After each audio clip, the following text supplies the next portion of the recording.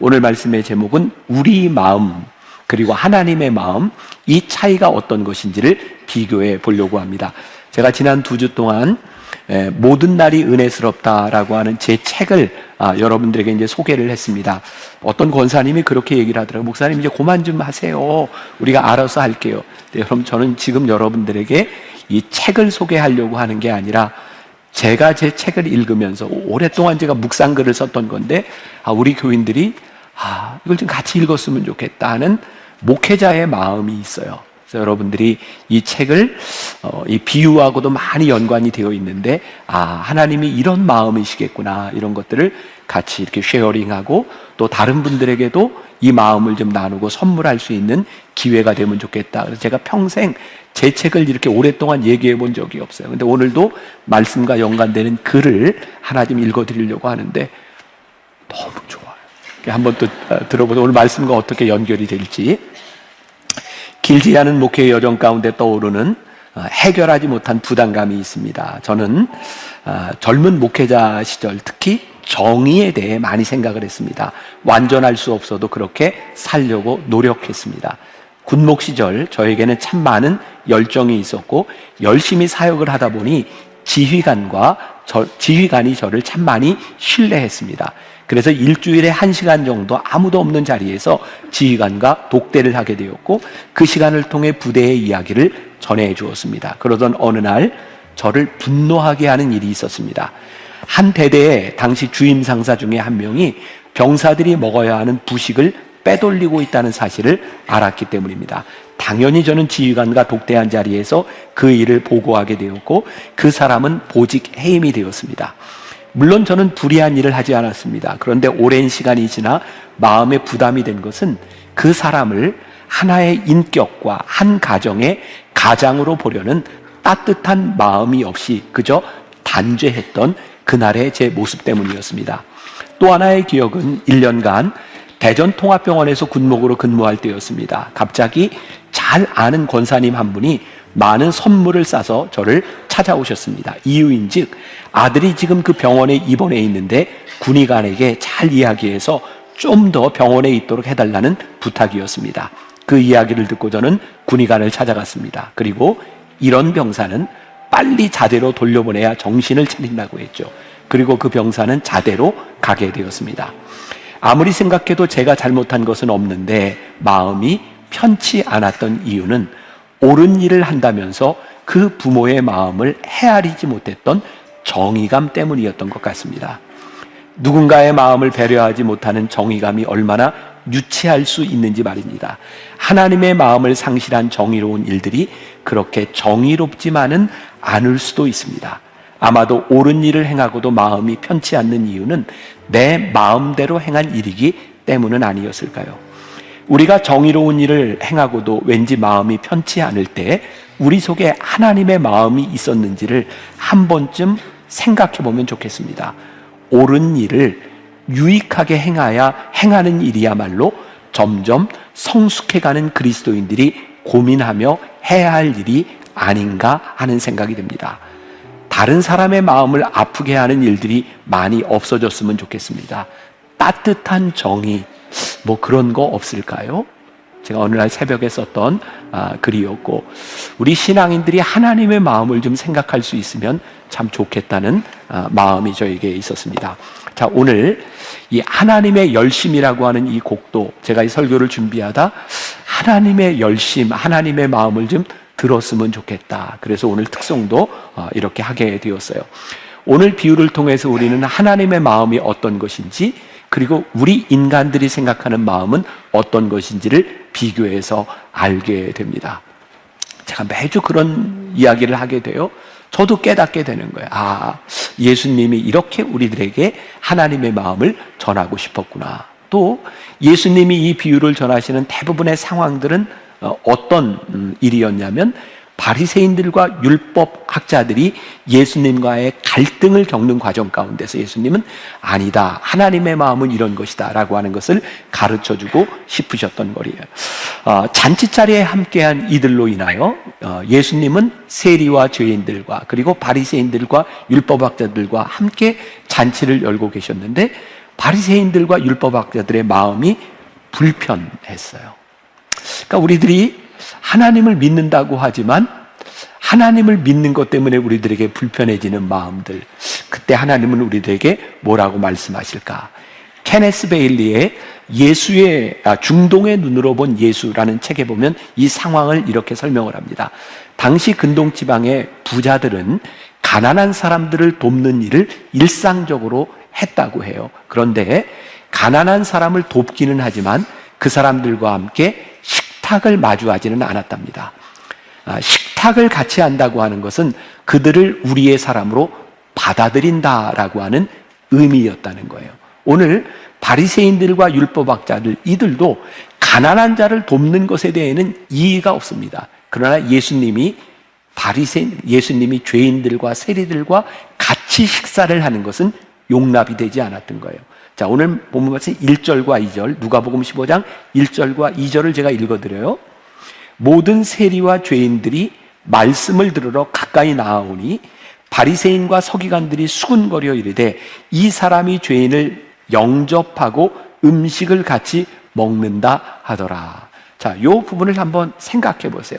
제가 늘 성경을 읽을 때 우리들이 그 성경의 세계 속으로 상상의 나라를 보고 한번 들어가 보자, 그런 얘기를 하잖아요. 자, 잔치자리예요.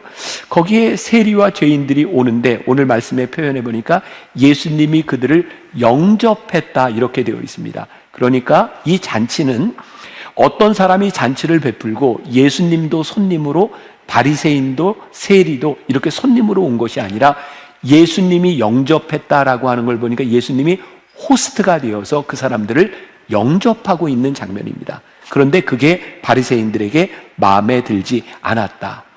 그들은 왜 이 상황이 마음에 들지 않았을까? 그들이 생각하는 관념에 의하면 그들의 잔치자리에 세리들과 죄인들이 같이 오는 게 마음에 들지 않는 거예요. 여러분 보세요. 이건 틀린 것이 아니에요. 그들이 생각하고 있는 그들의 관념으로 인하여 그들이 용납할 수 없는 그들과 다른 것에 대한 불평이었어요. 자, 적용해 봅시다. 여러분들이 신앙생활을 하면서 이 신앙생활을 불편하게 만들고 여러분들의 마음이 이렇게 때로는 화가 나는 그런 일들은 틀린 것에 대한 문제가 아니라 내가 가지고 있는 내 신앙의 관념, 조금 극단적으로 이야기하면 율법적인 우리들의 생각과 다른 것 때문에 우리들이 화가 날 때도 있다는 거예요. 오늘 우리들이 가지고 있는 생각과 하나님의 생각이 차이가 무엇인지를 예수님이 우리들에게 말씀해 주고 있는 거죠. 자, 오늘 말씀의 비유 두 가지가 나오고 있습니다. 하나는 잃은 양의 비유, 또 하나는 잃은 드라크마에 대한 비유죠. 잃은 양의 비유에서는 목자, 그리고 잃어버린 그 동전 드라크마의 비유에서는 여성이 등장을 합니다. 자, 여러분들 목자 하면 여러분들 마음 가운데 좀 긍정적인 이미지로 보여져요? 아니면 부정적인 이미지로 보여져요? 대답을 하지 마세요. 제가 대답할게요. 틀린 대답을 할까봐. 자, 여러분들에게 되게 이제 긍정적인 그런 이미지로 이제 보일 수 있을 것 같은데, 사실 구약 시대에는 다윗도 목자였고 모세도 목자였고, 그리고 에스겔서에 보면 왕을 목자로 비유를 하기도 합니다. 상당히 긍정적인 이미지를 가지고 있었으나 예수님 당시의 목자는 조금 달랐다 그래요. 당시의 율법사들과 바리새인들과 이 사두개인, 이 사람들은 사람들의 직업과 그 사람이 어떤 사람인지를 이렇게 결정할 때 그 사람이 율법을 지키는 사람이냐, 율법을 지킬 수 있는 사람이냐를 가지고 판단을 했다 그럽니다. 그런데 보니까 목자라고 하는 직업은 안식일을 제대로 지킬 수 있는 그런 직업이 아닙니다. 어떻게 양을 놔두고 안식일을 지킬 수 있겠습니까? 그래서 예수님 당시의 목자는 그 율법을 지키는 사람들에게 상당히 부정적인 직업으로 인식이 되고 있는 사람이었다고 이야기를 합니다. 또한 그 당시에는 이야기를 할 때, 어떤 비유를 들어서 이야기를 할 때 여자를 주인공으로 쓰는 것도 역시 금기 상황이었다고 하는 거예요. 그런데 오늘 예수님이 그들이 싫어하는 목자와 여자를 들어서 설명을 하고 있는데요. 중요한 것은 예수님께서 본문 4절에서, 본문 4절에서 예수님이 이야기하는 게 뭘까? 요즘 제 손녀딸이 와 있어 제가 이게 습관이 있어요. 뭘까? 이게 지금 습관이 돼 있는데, 오늘 이 본문 4절에서 예수님이 이야기하시는 게 뭘까 한번 보겠는데, 이렇게 되어 있어요. 너희 중에 어떤 사람이 양 100마리가 있는데, 여기 보세요.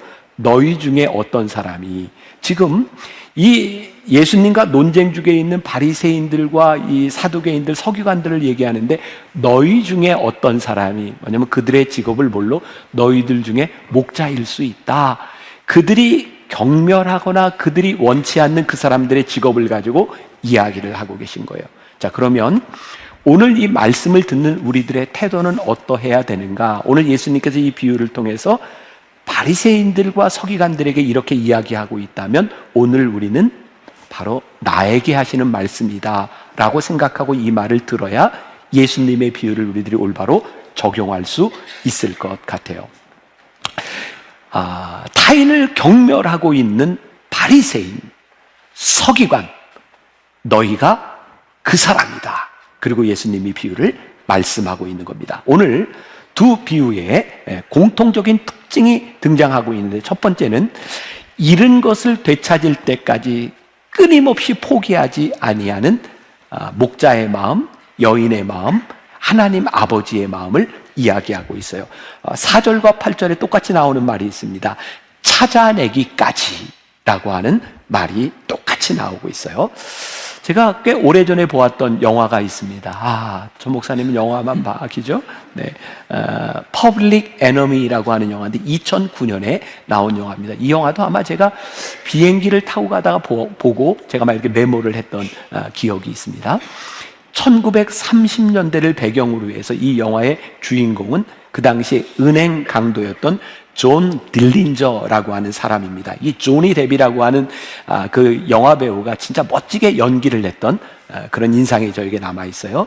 이 존 딜린저는 그 은행 강도였는데, 당시 1930년대에 미국에 경제 공황이 있었어요.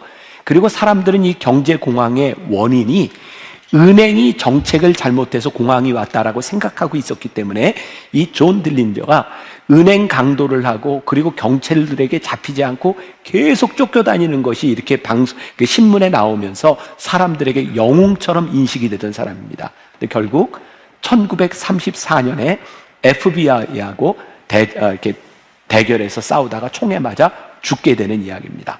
제가 그 영화를 인상 깊게 보고 존 딜린저라고 하는 사람이 어떤 사람인가 제가 이렇게 좀 찾아보게 되었는데, 이 영화와는 관계없는 뒷이야기가 나와 있었어요. 1930년대 미국의 하나의 풍습 가운데, 어떤 그 풍경 가운데 하나가 대형 집회, 전도 집회가 열리면 천막을 치고 집회를 하고, 거기에서 부흥 강사가 사람들에게 알터콜이라고 합니다. 사람들에게 강단으로 초청하는 일을 합니다. 오늘 예수를 믿기로 영접하기로 온 사람 앞으로 나오세요. 또 헌신하기로 한 사람 앞으로 나오세요. 바로 그때 이 존 딜린저라고 하는 이 은행 강도도 청년 시절에 그 집회에서 알터콜을 받고 앞으로 나와서 기도하고 있었다 그래요. 그런데 이 존 딜린저는 청년 시절에 이미 악당이었고 소위 빌런이어서 이 사람이 앞에 나와서 기도하는데 아무도 이 사람을 위해 기도해 주지 않았고, 아무도 이 사람에게 관심을 갖지 않았다는 거예요. 그때 존 딜린저가 예배당 밖으로 나오면서 이렇게 한마디를 했다 그래요. 영어로 했겠죠? I'm never going to a church again 이라고 했대요. 이렇게 좀 써주면 좋을 텐데, 이렇게 나왔네. 이야, 기가 막히네. 네. 이야, 이게 자막실에서 기가 막히네. 네. 나는 다시는 교회 가지 않을 거야. 여러분, 존 딜린저가 청년 시절 그는 잃은 양이었고 잃어버린 동전이었는데, 그는 끝까지 잃은 양으로 남아 있었어요. 오늘 우리 교회에 주시는 굉장히 중요한 도전이라는 생각이 듭니다. 우리 교회는, 우리 신앙인들은 우리 하나님께서 잃은 양이라고 생각하는 그 사람들에 대하여 우리는 잃은 양을 찾으려고 하는가, 아니면 잃은 양으로 남겨두고 있는가. 저는 오늘 이 말씀을 끝까지 들을 때에 저와 여러분들의 마음이 굉장히 좀 불편해질 수 있다고 생각하고, 그 불편함 가운데서 우리들이 신앙의 진리가 무엇인지를 발견하게 되리라고 생각해요. 또 두 번째 공통적인 특징 중에 하나는 되찾은 것에 대한 기쁨에 대하여 이야기를 하고 있는 거예요. 대개 우리는 가치 있는 물건을 잃어버렸다 찾으면 기쁨이 클 것 같은데, 오늘 여기에는 그렇게 가치 있는 것에 대한 것이 아니에요. 중요한 것은 잃어버린 것을 찾으시는 아버지의 마음을 너희들이 알았으면 좋겠다. 그리고 6절과 9절에 똑같이 등장하는 말이 있어요. 나와 함께 즐기자. 이렇게 이야기를 하고 있어요. 오늘 하나님께서 우리들에게 주시는 도전이 뭐라고요? 나와 함께 즐기자. 오늘 내 기쁨이 오늘 예배를 드리는 너희의 기쁨과 통일했으면 좋겠다. 오늘 말씀을 전하고 준비하면서 저에게 계속 그런 도전이 드는 거예요. 하나님, 오늘 우리 성도들이 드리는 이 예배의 기쁨과 하나님의 기쁨이 동일합니까? 하나님, 우리가 일상생활을 하면서 느꼈던 우리들의 기쁨이 하나님이 기뻐하시는 것과 동일합니까? 제가 예수님의 비유에 대한 말씀을 하면서 계속 여러분들에게 이야기를 하죠. 우리들이 하나님의 마음을 우리들이 알 수 있다면 우리들의 신앙이, 우리들의 믿음이 좀 성숙하고 성장할 수 있겠다. 하나님의 기쁨이 우리의 기쁨으로 느껴질 수 있다면 우리의 신앙이 잘못되지 않을 수 있겠다. 하나님께서 오늘 우리들에게 말씀하시는 것, 예수님께서 오늘 이 비유를 통해서 말씀하시는 것, 전혀 어울릴 자격이 없다고 생각하는 그들을 같은 자리에 불러오시는 주님. 여러분들 교회 공동체에는 여러 모임들이 있어요. 그리고 저도 그랬던 것 같아요. 우리 목사님들한테 이 모임이 잘 되기 위해서는 여기에 잘 어울릴 수 있는 사람들로 이렇게 모임을 만들어주면 좋겠어. 보니까 우리의 모습이 바리새인들과 서기관들과 다르지 않았어요. 우리와 어울릴 수 있는 사람. 그런데 오늘 예수님은 우리와 어울릴 수 없는 사람이 우리와 어울리는 기쁨을 누리자. 그게 하나님께서 우리들에게 원하시는 잔치의 모습이라고 말씀하고 있는 거예요. 우리 너무 불편하죠. 우리가 신앙생활 하면서 우리들이 어울릴 수 있는 사람이라고 생각했던 그 사람이 아니라 하나님께서 우리들에게 말씀하시는 그 무엇, 그 사람을 얻는 기쁨이 우리들에게 있는가. 얼마 전에 제가 잘 아는 목사님이 그런 이야기를 했어요. 이렇게 목회를 하면서 정말 불편한 목사님이 있었대요. 여러분들도 그럴 거예요. 교회 와서 별로 만나고 싶지 않은 사람 있죠? 있죠? 네. 불편해요. 이 목사님도 그 목사님 때문에 너무 불편한데 또 살아가다 보면 불편한 사람들하고 어쩔 수 없이 같이 해야 되는 자리가 있어요. 그렇죠. 더 불편해요. 근데 이 목사님이 그 제주에서 어떤 모임이 있는데 그 불편한 목사님과 함께 그 모임을 며칠 동안 함께 하게 되었고, 진짜 불편한 건 가는 날 같은 비행기, 같은 시간에 공항에서 같이 기다리는 그런 상황에 있었던 것 같아요. 근데 목사님이 그 불편한 상황에 있으면서 갑자기 하나님께서 그런 마음을 주시더래요. 저 목사님에게 선물을 하나 해줬으면 좋겠다. 그래서 그 목사님을 데리고 그 샵에 들어가서 비싼 가방을 하나 고르라 그랬대요. 묵상팀이 이 글을 보고 저한테 이렇게 가로를 치고, 목사님 어떻게 특히 비싼이라고 하는 세속적인 가치로 이렇게 예화를 설명하면 안 될 것 같아요. 비싼을 좋은이라고 바꿔주세요. 이렇게 얘기를 했는데, 저에게는 이 비싼이라고 하는 말이 그런 세속적인 가치로 느껴진 것이 아니라, 여러분 누군가 이렇게 선물을 사려고 할 때 그런 때 있잖아요. 비싼 거 골라, 비싼 거 골라. 그게 세속적인 마음이 아니라 내가 해주고 싶은, 최고를 해주고 싶은 그런 마음이었던 것 같아요. 근데 이 목사님이 그런 고백을 하는 거예요. 비싼 가방을 뭔지는 모르지만 사주고 났는데 너무 기쁘다는 거예요. 그 가방을 사줌으로 인하여 한 사람을 찾은 것에 대한 그 기쁨, 그 기쁨을 형언할 수 없다. 사실 우리들이 사람을 얻는다고 하는 것, 그것이 얼마나 우리들에게 큰 기쁨인데 우리들은 그 기쁨을 잃어버리고 사는 거예요.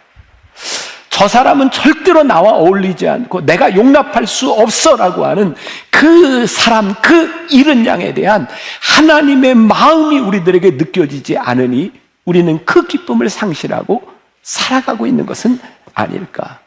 오늘 기쁨의 정체, 예수님의 마음은 어떤 마음일까? 자, 오늘 7절 말씀해 보니까 내가 너희에게 이르노니 이와 같이 죄인 한 사람이 회개하면 하늘에서는 회개할 것 없는 의인 99으로 말미암아 기뻐하는 것보다 더하리라.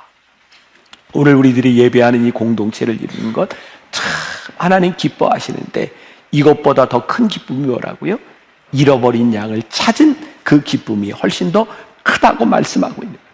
우리들에게 가장 심각한 문제는 뭐냐면 하나님이 기뻐하시는 그 기쁨에 우리들이 동참하지 못하는 거예요. 하나님의 마음과 하나님의 기쁨이 우리들에게 느껴지지 않는 거예요. 이 비유를 보면서 엉뚱하게 이런 말을 하는 사람이 있어요. 아니, 양 99마리를 놔두고 한 마리를 찾아가는 건 좋은데 그 99마리는 어떻게 하죠? 아무튼 이상한 질문을 하는 사람들이 있어요. 여러분 인생을 그렇게 살지 마세요. 지금 이 비유에서 예수님이 말씀하시고 싶은 것은 한 마리를 찾아가는 목자의 마음이에요. 근데 우리는 엉뚱하게 99마리를 남겨주면 어쩌라는 말입니까? 우리들이 신앙생활하면서 이런 우를 범할 때가 참 많아요. 지금 이 일을 하고 있는, 지금 이 일을 향하는 그 마음은 무엇인지 그것을 보라고 할 때 그것이 우리들에게 느껴져야 되는 거죠. 또 잃어버린 그 드라크마의 비유에서 우리들이 하나 상식적으로 알아야 되는 게 있어요. 한 드라크마는 한 데나리온의 가치입니다. 그렇게 큰 돈이 아닙니다. 한 사람 노동자의 하루 품삯입니다. 뭐 적은 돈은 아니겠지만 그렇게 난리를 피고 찾아야 되는 상황은 아닙니다. 그런데 말씀을 준비하다 보니까 이 한 드라크마라고 하는 것은 돈에 대한 문제가 아니더라고요. 뭐냐면 당시에 결혼을 하기 위해서 결혼 지참금 혹은 어떤 것을 그 예물을 준비할 때 10개의 드라크마라고 하는 것은 한 세트를 이야기합니다. 하나를 잃어버렸다고 하는 것은 단순히 돈이 아니라 그것이 가지고 있는 가치에 대한 것을 말씀하고 있는 거예요. 오늘 예수님은 하나님의 마음을 통해서 우리들에게 주시는 것이 있습니다. 그게 뭐냐면 하나님은 돈의 가치보다 더 중요한 것을 우리들에게 말씀하고 계시다. 우리들의 신앙의 본질이 하나님의 마음이 우리들에게 보이기 시작할 때 돈보다 더 중요한 세속적인 것보다 더 중요한 가치가 우리들에게 있는 것, 그것을 보라는 거예요. 우리가 흔히 애착 인형 이런 얘기 하잖아요. 애착 인형이 있으면 그건 아무리 낡아도 그 새 거 사면 더 싸지만 그것을 수리해서라도 고쳐야 되는. 오랜만에 저희 손녀딸들이 왔더니 손녀딸 얘기가 또 생각이. 우리 손녀딸들은요 잠잘 때면 꼭 찾는 게 있어요. 얘들이 사는 게 입을 촉촉이라는, 입을 촉촉. 그게 뭐냐면 무슨 천을 하나 꼭 이렇게 입에 물고 촉촉촉촉 만져야 그게 잠을 자요. 그때는 아무것도 손에서 입을 촉촉. 이게 얼마나 애들한테, 이게 돈으로 줄 수 있는 게 아니잖아요. 제가 예전에 우리 강아지를 한번, 돌아가신 우리 어머님이 키우다가 남겨진 강아지 흰둥이, 김흰둥이를 제가 이제 키우던 적이 있었는데, 지금은 이제 죽었지만 그 김흰둥이가 한 번은 이렇게 다리가 부러진 적이 있어요. 근데 제 여동생, 그 여동생 신랑이 조현철 목사예요. 제 매제입니다. 모르는 분도 있죠. 근데 그쪽에서 이제 키우다가 개가 다리가 부러져서 그 병원에 갔는데 사진을 찍어보니까 수술을 해야 된다는 거예요. 근데 수술비가 개값보다 비싸요. 그래서 어떻게 해야 되나? 내가 대줄 테니까 수술해라. 생명? 우리들이 아끼는 것은 돈의 가치로 설명할 수 없는 일들이 많은 거예요. 근데 우리가 신앙생활을 하면서 우리들의 오류에 빠지는 것이 늘 그런 거죠. 합리성, 가치, 이게 얼마나 돈의 가치가 있는 것인가. 근데 하나님께서 오늘 잃어버린 영혼에 대한 가치를 보라고 말씀하시는 거죠. 우리들이 신앙에 굉장히 중요하게 훈련되어야 될 부분들이 하나님의 마음이 어디에 있느냐에 대한 부분이죠.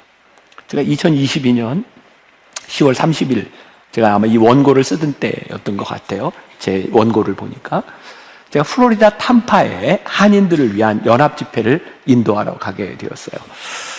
제가 코로나 전에 아무튼 아는 지인을 통해서 약속을 했고, 제가 그 상황을 전혀 모른 채 약속을 이행하기 위해서 이제 코로나가 딱 끝나갈 무렵에 이제 탐파에 집회를 간 거예요.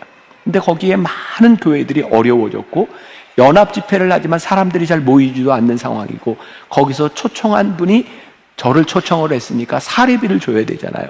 근데 그것도 힘든 상황이었던 것 같아요. 그러니까 주일날 제가 설교를 하고 났는데 오후에 어떤 교회에 또 설교를 잡아놨어요. 거기 가서 사례비를 좀 맞추려고 그랬던 것 같아요. 그 교회 가서 설교를 했는데 끝나고 났더니 저에게 사례비를 주는데 그게 사례비를 받을 수 있는 교회가 아니에요. 그래서 제가 끝나고 제 아내한테 사모님 드리라고, 가족들 쓰도록 드리라고. 그리고 그 다음날 아침에 목회자들을 위한 세미나를 하는데 세상에 목사님, 사모님들 다 이렇게 모여서 강의를 하고 났는데 내가 밥을 사주지 않으면 안 되는 상황인 거예요. 그래서 레스토랑을 좀 예약을 하고 내가 다 밥을 살 테니까 다 거기에서 식사하면 좋겠다고, 좋은 걸로 드시라고. 물론 교회 카드로 샀어요. 제 걸로 산 건 아니에요. 그리고 이제 그분들한테 이렇게 이제 식사를 대접을 하고. 근데 한 분이 그런 얘기를 하더라고요. 내가 40년 목회를 하면서 살아오는 동안 세미나에 온 강사 목사님이 밥을 사주는 건 처음이었다고. 제가 그 시간들을 이렇게 지나가면서 저에게는 큰 기쁨이 있었어요. 돈보다 더 큰 기쁨이 있는 거예요. 여러분, 우리들의 삶에 기쁨을 가져다 주는 것은 사실은 돈보다 더 중요하고 더 큰 가치들이 우리들에게 있을 때 돈으로 설명할 수 있는 기쁨들을 우리들이 보게 되는 거죠. 오늘 예수님께서 이 비유를 통해 이렇게 말씀하세요. 내가 잃은 양 하나를 찾고 잃은 드라크마를 하나 내가 찾았을 때 벗과 이웃을 불러다 함께 잔치를 하리라. 근데 생각해 보세요. 양 한 마리 찾았다고 벗과 이웃을 다 불러다 잔치하면 이거 손해나는 일이잖아요. 근데 주인은 기꺼이 그 기쁨으로 인하여 손해를 감수할 수 있다. 더 큰 기쁨이 있다. 이런 말이 참 좋은 것 같아요. 거룩한 낭비, 치열한 희생, 우리들의 삶에 그것으로 인한 기쁨이 있는가? 제가 그 플로리다에서 목회자 세미나를 마치고 났을 때 한 젊은 목사님이 저에게 이런 질문을 하더라고요. 목사님, 제가 교회에서 뭐 바꾸고 싶고 막 이렇게 변화를 주고 싶은데 교인들의 반대가 있을 때에는 그걸 제가 어떻게 해야 되나요? 그래서 제가 그 얘기를 들으면서 많은 목회자들이 요즘 만나교회를 굉장히 부러워합니다. 이유 가운데 하나는 만나교회에서는 새로운 일들이 정말 쉽게 일어나고 있기 때문에 그래요. 뭐 예를 들어서 지난 크리스마스 때 우리 교회 밖에서 갑자기 스크린 놓고 예배드리자라고 하는 결정들이 우리 교회는 그렇게 별로 어렵지를 않아요. 이유는 뭐냐면 우리가 거기서 예배를 드리는 이유가 우리의 예배로 끝나지 않고 모두의 예배가 되기 위해서 우리 한번 해보자라고 했을 때 그게 별로 어렵지 않아요. 우리 크리스마스 헌금을 그 장로님들하고 그냥 한 주 전에 모여서 우리 이 헌금을 우리가 이웃이라고 생각하지 않았던 사람들에게 이 헌금을 한번 하나님의 마음으로 써봅시다 라고 하는 게 별로 어렵지 않아요. 그래서 왜 우리 교회에서는 이런 일들이 그렇게 어렵지 않게 일어날 수 있을까? 제가 생각을 해보았어요. 생각해 보니까 저는 만나교회 목회를 하면서 제가 어느 순간 이쯤 하면 내가 교회를 떠나야 되겠다든가 내가 여기까지 하면 되겠다든가 저는 한 번도 그런 생각을 해본 적이 없는 것 같아요. 뭐 여러분들이 좀 과장되다라고 생각할지 모르지만 제 마음에는 내가 목숨을 걸고 생명을 걸고 내가 여기에서 목회한다고 하는 것은 내 목회가 아니라 하나님이 기뻐하시는 일이 무엇인지를 우리가 실현하고 보고 싶다. 이 교회를 통하여 하나님의 마음이 어디에 있는지를 우리들이 한번 보여주고 싶다라고 하는 마음들 생각해 보니까 저에게는 본질적 가치, 내가 이것을 위해서는 죽을 수 있다고 생각할 수 있었던 그 많은 부분들이 거룩한 낭비와 치열한 희생들을 가능하게 만들었던 일이었던 것 같아요. 어떻게 양 99마리를 놓고 한 마리를 찾아 떠나갈 수 있습니까? 어떻게 10 드라크마가 있는데 하나 잃어버렸다고 그렇게 치열하게 그 돈을 찾아야 하겠습니까? 그런데 본질적 가치, 하나님의 마음이 거기에 있었다. 오늘 우리들이 이 말씀의 묵상 포인트가 있어요. 케네스 베일리에 의하면 당시 랍비들은 그런 생각을 했대요. 특별히 하나님이 사랑하시는 사람이 있다. 그리고 그들은 특별히 하나님의 사랑받는 존재다라고 생각을 했고, 버려진 존재에 대해서는 그렇게 귀하게 생각하지 않았다는 거예요. 우리가 잘 알고 있는 이사야 53장 6절에 보면 양이 각자 제 길로 갔다라고 이야기를 하죠. 오늘 예수님은 이 비유에서 두 개의 회개를 이야기하고 있어요. 하나는 잃은 양이 돌아오는 것과, 그 잃은 양을 귀하게 생각하지 않고 나는 의인이라고 생각하는 사람이 하나님께 돌아오는 두 가지의 회개를 동시에 생각하고 있어요. 아마 어쩌면 예수님의 마음의 초점은, 제 생각은 그래요, 이 잃은 양의 비유를 말씀하시는, 잃은 양의 비유를 바리새인들과 이 사두개인들과 이 율법학자들에게 말씀하시는 이유는 그들을 향해 하시고 있는 말씀 같아요. 너희가 돌아왔으면 좋겠다. 스스로 의인이라고 생각하는, 나는 다른 부류라고 생각하는 너희가 돌아왔으면 좋겠다. 그럼 이 말씀은 누구를 향해 하고 있을까요? 우리를 향해 하고 있는 말씀이에요. 자, 이것도 제가 물을 때 대답을 안 하는 게 좋을 것 같아요. 자, 여기 이 잔치자리에 있는 바리새인들과 이 율법학자들, 이 사람들이 예수님을 좋아하고 있었을까요? 안 좋아하고 있었을까요? 대답하지 말라 그랬어요. 이 사람들은요, 예수님을 굉장히 좋아하는 사람들이었습니다. 상황을 보세요. 이 잔치를 예수님이 베풀었는지, 예수님을 좋아하는 누군가 이 잔치를 베풀어 줬는지 모르지만 예수님이 호스트를 하고 있었고요.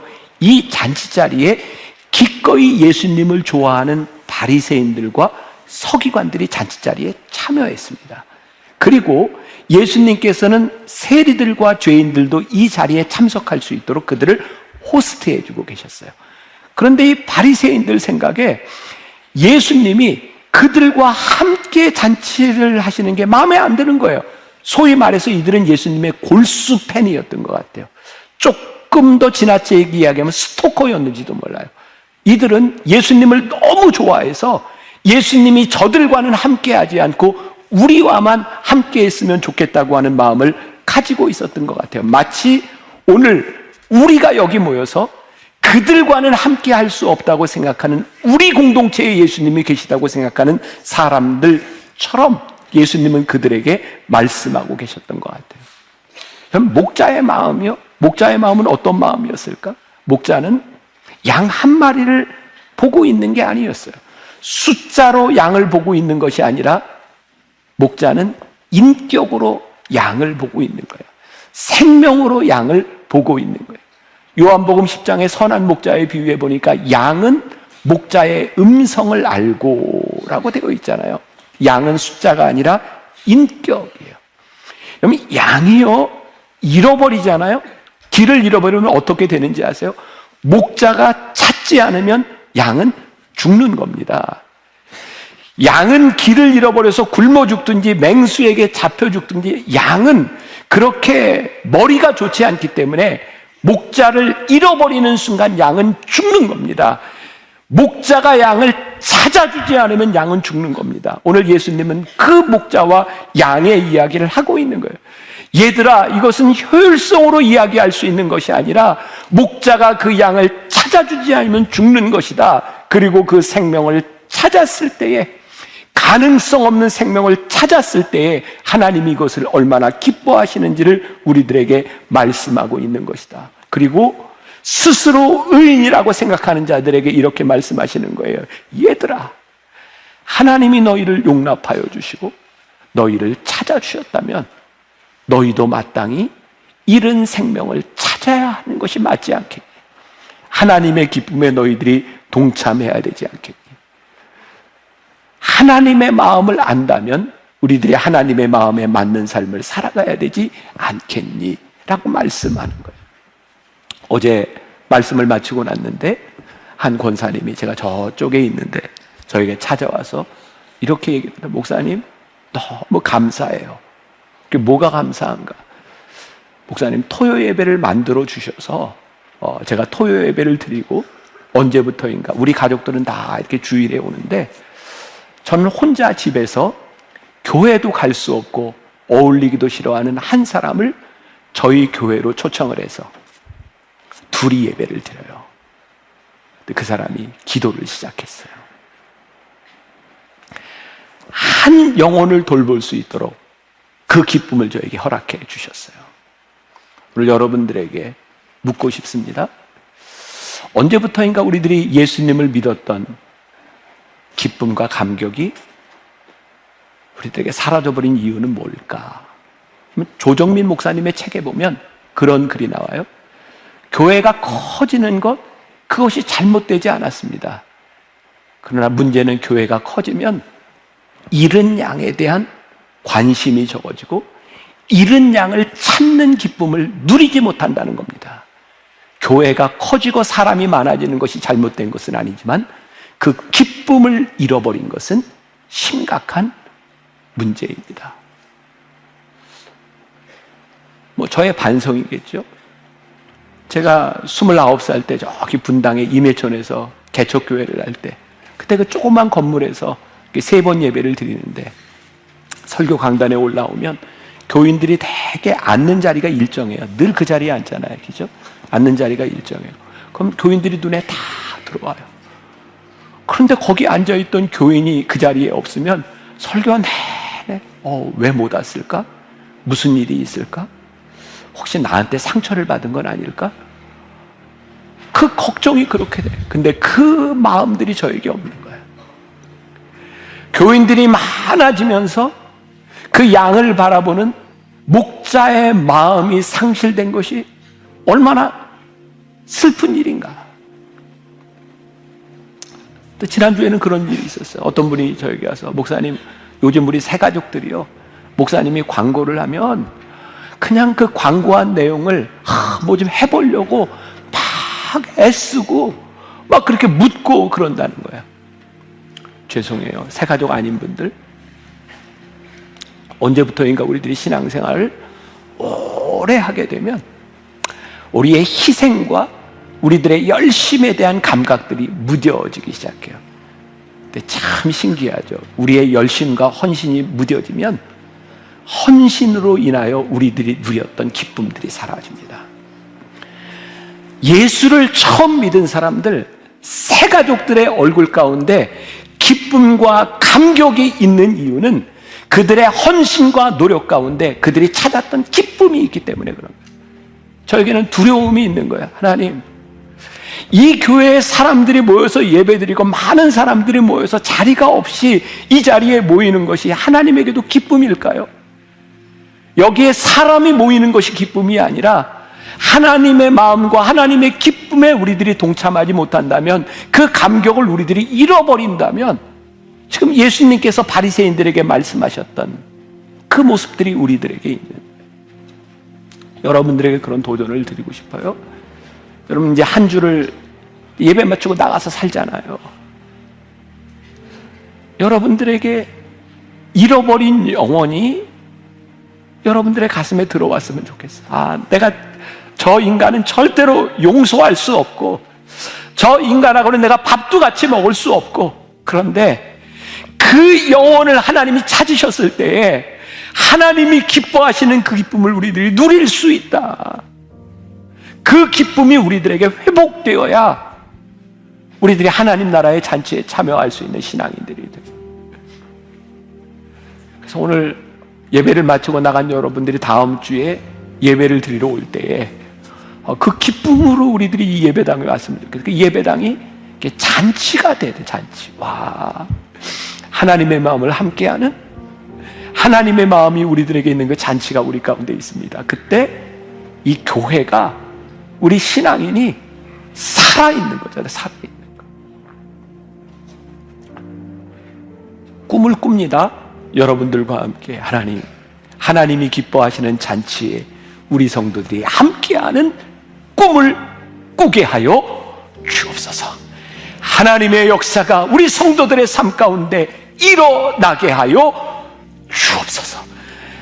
우리를 찾아주셨던 하나님의 기쁨이 누군가에도 동일하게 일어나게 하여 주옵소서. 오늘 이 기쁨, 이 열망을 가지고 세상으로 나가는 여러분들이 되시기를 주님의 이름으로 간절히 축원합니다. 우리 아버지의 마음 우리 찬양하면서 이 찬양 가운데 여러분들의 결단과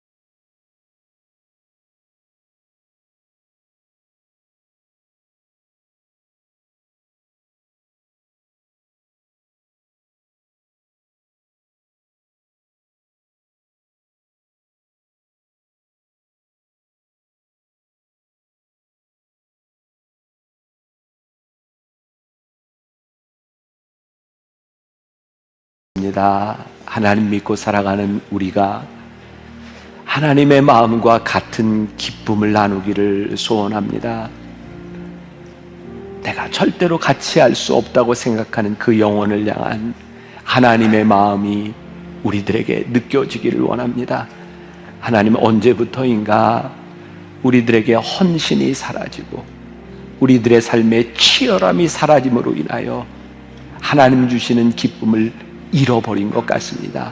주님, 회복시켜 주시고 하나님의 마음에 있는 곳에 나의 마음이 있음을, 하나님의 눈물이 있는 곳에 나의 눈물이 있음을 고백할 수 있는 귀한 우리 성도들, 다음 주에 이전을 찾아올 때에 그 기쁨과 그 감격을 안고 나오는 귀한 하나님의 사람들이 되게 하여 주옵소서. 지금은 우리 주 예수 그리스도의 은혜와 하나님 아버지의 무한하신 사랑과 성령의 인도하심이 나의 마음이 아닌 하나님의 마음으로 살아가겠습니다. 그 마음 알기를 원합니다. 다짐하고 이 세상으로 나아가는 당신의 사랑하는 모든 백성들 위해 지금부터 영원까지 함께 하시기를 간절히 축원하옵나이다. 아멘. 되는 겁니다. 자, 마지막 습관으로 우리는 부요함을 가지는 습관을 가지자라고 이야기를 합니다. 부요하게 산다고 하는 것은 가진 것의 유무에 달린 것이 아니라 우리의 신앙의 습관에 달린 문제다. 이 결론은 이미 다 이야기를 했어요. 자, 우리가 영어로 노블이라는 말에 노블, 저 사람 참 품이 있네, 괜찮네, 이런 말을 합니다. 여러분, 돈이 많으면 이렇게 노블한 품이 있는 사람이 되나요? 아니에요. 우리들 주변에 보면 돈이 많은데, 죄송하지만 저 사람은 어떻게 저렇게 돈이 많은데 천박하지?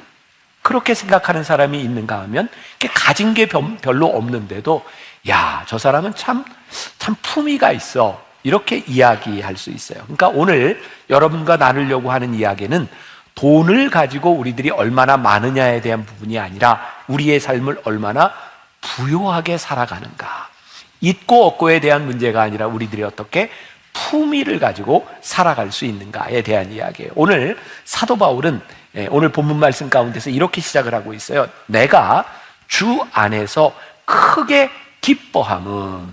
근데 이 말을 듣는 그 회중들, 빌립보에 있는 교인들, 오늘 빌립보서잖아요.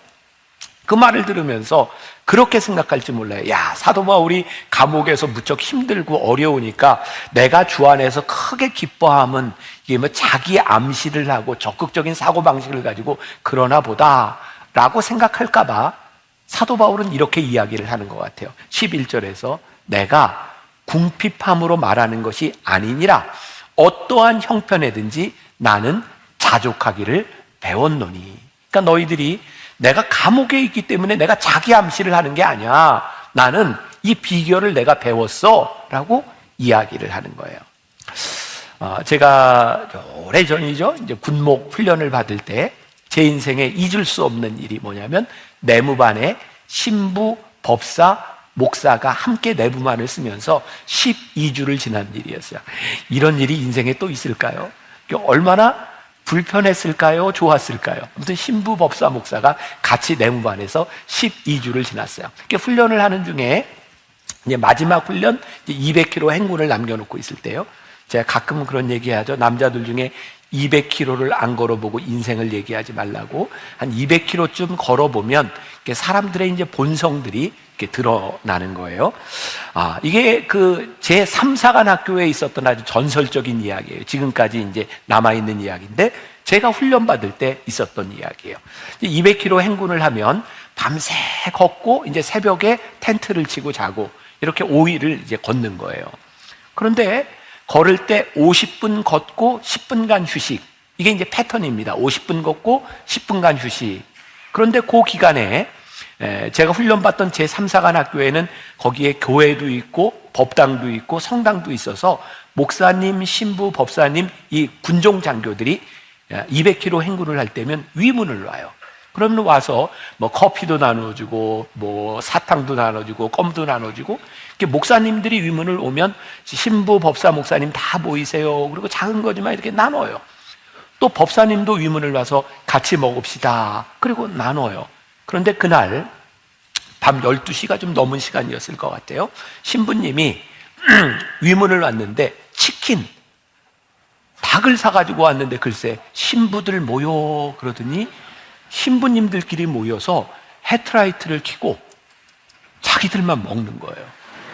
근데 이거 닭 때문에 이게 목사나 법사나 법사는 이렇게 결혼도 하고 고기도 먹습니다. 이제 그 일반 스님들하고는 좀 달라요. 그런데 그걸 보고 이렇게 화는 나지만 뭐 이렇게 그냥 참을 수밖에 없는 상황이었는데 법사님 한 분이 그걸 보더니 야, 불을 끄고 먹어. 화가 났던 거죠. 그랬더니 신부님 하나가 누가 반말이야? 닭 반마리가 아니고 반말이야 이렇게 얘기를 한 거예요. 누가 반말이야? 그랬더니 법사님들이 화가 난 거예요. 야, 법사들 모여, 신부들 모여. 그래서 거기서 패싸움을 했어요. 이게 제3사관학교에 있었던 굉장히 유명한 사건이에요. 행군하다 닭 때문에 법사와 신부가 패싸움을 했던 것. 다행히 목사님들이라고 달랐겠습니까만은 어쨌든 목사님들은 그 싸움에 끼지 않았었어요. 아주 중요한 게 뭐냐면 이거 별것 아닌 것 같은데 그 극한 훈련 가운데서 닭을 앞에 놓고 이 성직자들이 이렇게 싸울 수 있다는 게 뭐예요? 품위를 잃어버린 거죠. 사실 우리들의 삶의 환경이라고 하는 것은 그 환경을 통해서 우리가 어떤 존재인지를 드러내는 거예요. 지금 여러분들의 삶에 어떤 일이 일어나고 있는가, 또 여러분들 가운데 아주 극한 시간을 지나가고 있는 사람들에게는 사실 여러분들이 어떤 사람인지를 증명할 수 있는 기회를 맞이하고 있는 거죠. 자, 오늘 말씀 가운데 보니까 사도 바울은 이런 표현을 쓰고 있어요. 나는 자족하기를 배웠노라. 자, 그러니까 지금까지 우리들이 배웠던 말씀과 맥을 같이 하고 있는데 습관이라고 하는 건 뭐예요? 우리들이 익히고 배우고 우리들의 몸에 체득하는 거죠. 그러니까 자족하기를 배웠노라 라고 하는 이 말씀이 또 영어 성경에 보면 have learned라고 되어 있어요. 여러분들 어렸을 때 그 학교 다닐 때 그런 거 배웠죠? have 플러스 pp 이런 거. 이게 뭐예요? 이게 단 지금 과거의 사건이나 그리고 현재의 사건이 아니라 이게 완료형으로 되어 있어요. 과거에서부터 지금까지 내가 배웠다. 그러니까 다른 말로 표현하면 사도 바울의 삶에 나는 자족하는 것이 내 삶의 습관이 되었다. 그것을 배웠다라고 이야기를 하는 거예요. 자, 그럼 그가 배운 자족하는 습관이 뭐냐? 11절, 12절에 보니까 이렇게 나와 있어요. 나는 비천에 처할 줄도 알고 풍부에 처할 줄도 알아. 모든 일 곧 배부름과 배고픔과 풍부와 궁핍에도 처할 줄 아는 일체의 비결을 배웠노라. 그리고 사실 그 답은 13절에 있어요. 내게 능력 주시는 자 안에서 모든 것을 할 수 있기 때문에 내가 이것을 배웠다라는 거예요. 그러니까 지금 사도 바울에게 있어서는 지금 감옥 안에 있지만 그가 감옥 안에 있기 때문에 비참하지 않다는 거예요. 나는 비천에 처할 줄도 알아, 풍부에 처할 줄도 알아. 그가 내 삶을 좌지우지하는 게 아니야. 부유함, 부요함을 구별하는 것. 부유함이라고 하는 것은 내가 가진 유무와 환경에 의해서 좌우되는 것이고, 부요함이라고 하는 것은 그것은 뛰어넘는 일이죠. 자, 말씀을 준비하는 중에 제가 보았던 자료인데, 전 이분이 누군지 모르지만 글이 참 좋더라고요. 대전 서부 성결교회 조정건 목사님의 글인데 제가 한번 읽어드릴게요. 참 좋습니다. 이 세상에서 제일 가난한 사람은 줄 것이 없는 사람입니다. 그 사람보다 더 가난한 사람은 줄 마음이 없는 사람입니다. 인색함은 영혼의 질병입니다. 인색하면 자기 영혼은 죄수가 되고 자기 육체는 감옥이 됩니다. 반면에 인색한 마음의 한 부분을 허물면 비로소 내 영혼은 자유와 평화와 기쁨과 부요함을 맛보게 됩니다. 부유함, being wealthy와 부요함, being rich는 다른 것입니다. 돈은 부유함은 주어도 부요함은 주지 못합니다. 부유함은 재정의 문제이고 부요함은 관계의 문제입니다. 부유한 사람은 사고 파는 것을 잘하지만 부요한 사람은 주고 갖는 것을 잘합니다. 부유한 사람은 돈으로 살 수 있는 것을 가진 사람이지만 부요한 사람은 돈으로 살 수 없는 것을 가진 사람입니다. 부유한 사람은 그가 가진 것으로 규정되지만 부요한 사람은 그가 누구인가로 규정됩니다. 부유한 사람은 은행에 가진 것이 많지만 부요한 사람은 마음에 가진 것이 많습니다. 하필 또 이렇게 말씀을 제가 다 준비해 놨을 때 트리키의 지진에 대한 제가 한샘 찍어 헌금을 여러분들에게 요청하는, 제 마음에 그런 생각이 들어요. 우리 가운데 부유하게 사는 인생인지 부요하게 사는 인생인지를 증명할 수 있는 시간들을 우리들이 맞이하고 있다. 사람들은 사도 바울을, 죄송합니다.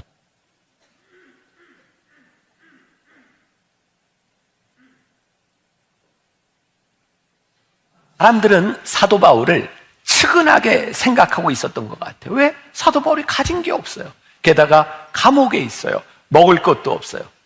그런데 사도 바울은 그 사람들에게, 자기를 측은히 여기는 사람들에게 이렇게 얘기하는 거예요. 여러분, 저는 지금 부유하지 않지만 부유합니다. 지금 내가 처한 환경이 내 삶에 문제가 되지 않습니다. 왜냐하면 내가 하나님과의 올바른 관계 속에 있기 때문입니다. 이 말씀이 오늘 우리들에게 왜 도전이 되는가? 우리가 세상 사람들과 똑같이 부유함, 우리들이 무엇을 가지고 있는가가 우리의 인생의 가치를 결정한다면 우리는 하나님과 올바른 관계 속에 있는 사람들이 아니에요.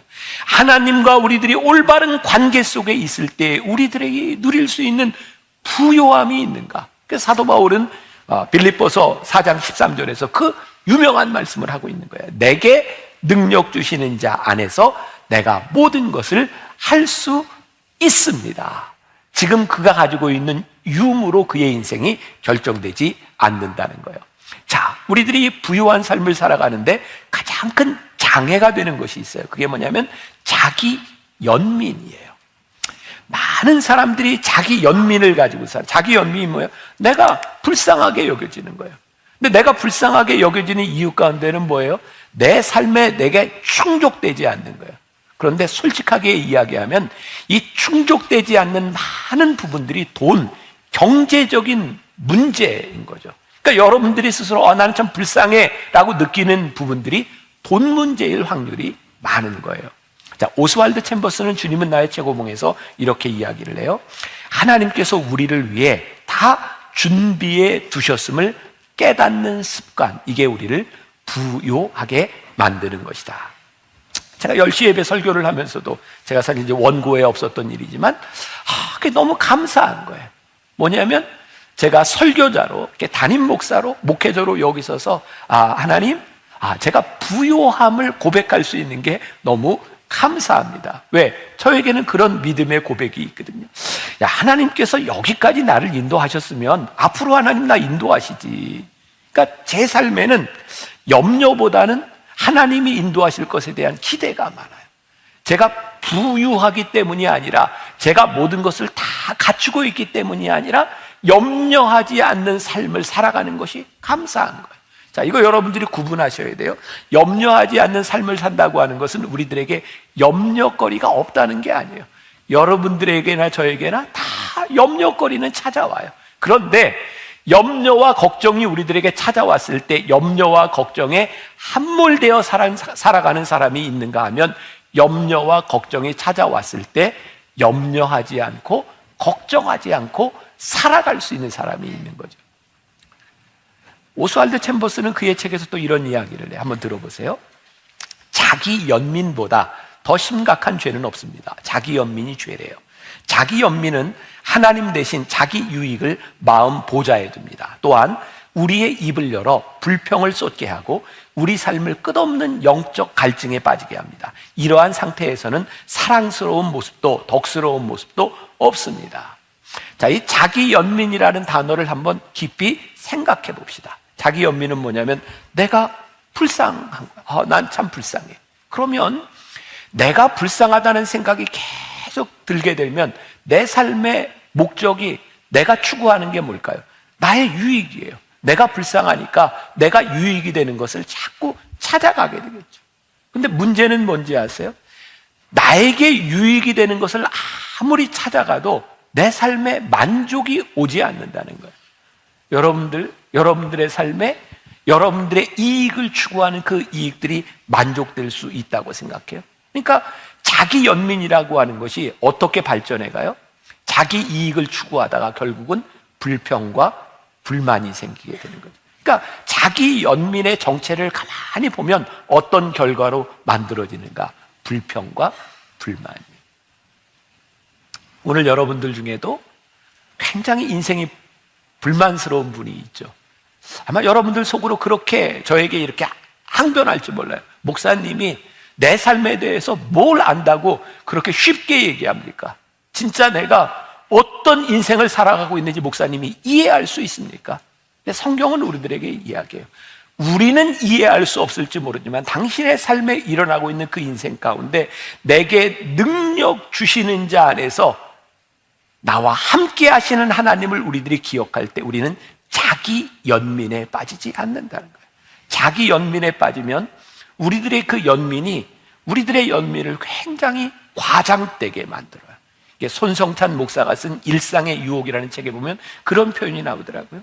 자기 연민에 빠지면 우리 손에 쬐끄만 요 티끌 하나가 내 손에 박힌 가시 하나가 마치 예수님 손에 박힌 십자가처럼 느껴지기 시작하고, 자기 연민에 빠지면 내 연민에 함몰되어서 다른 사람들의 고통과 아픔이 보이지 않는다는 거예요. 자기 연민에 빠지면 굉장히 자기중심적이 되고 자기가 비참하게 되는 거죠.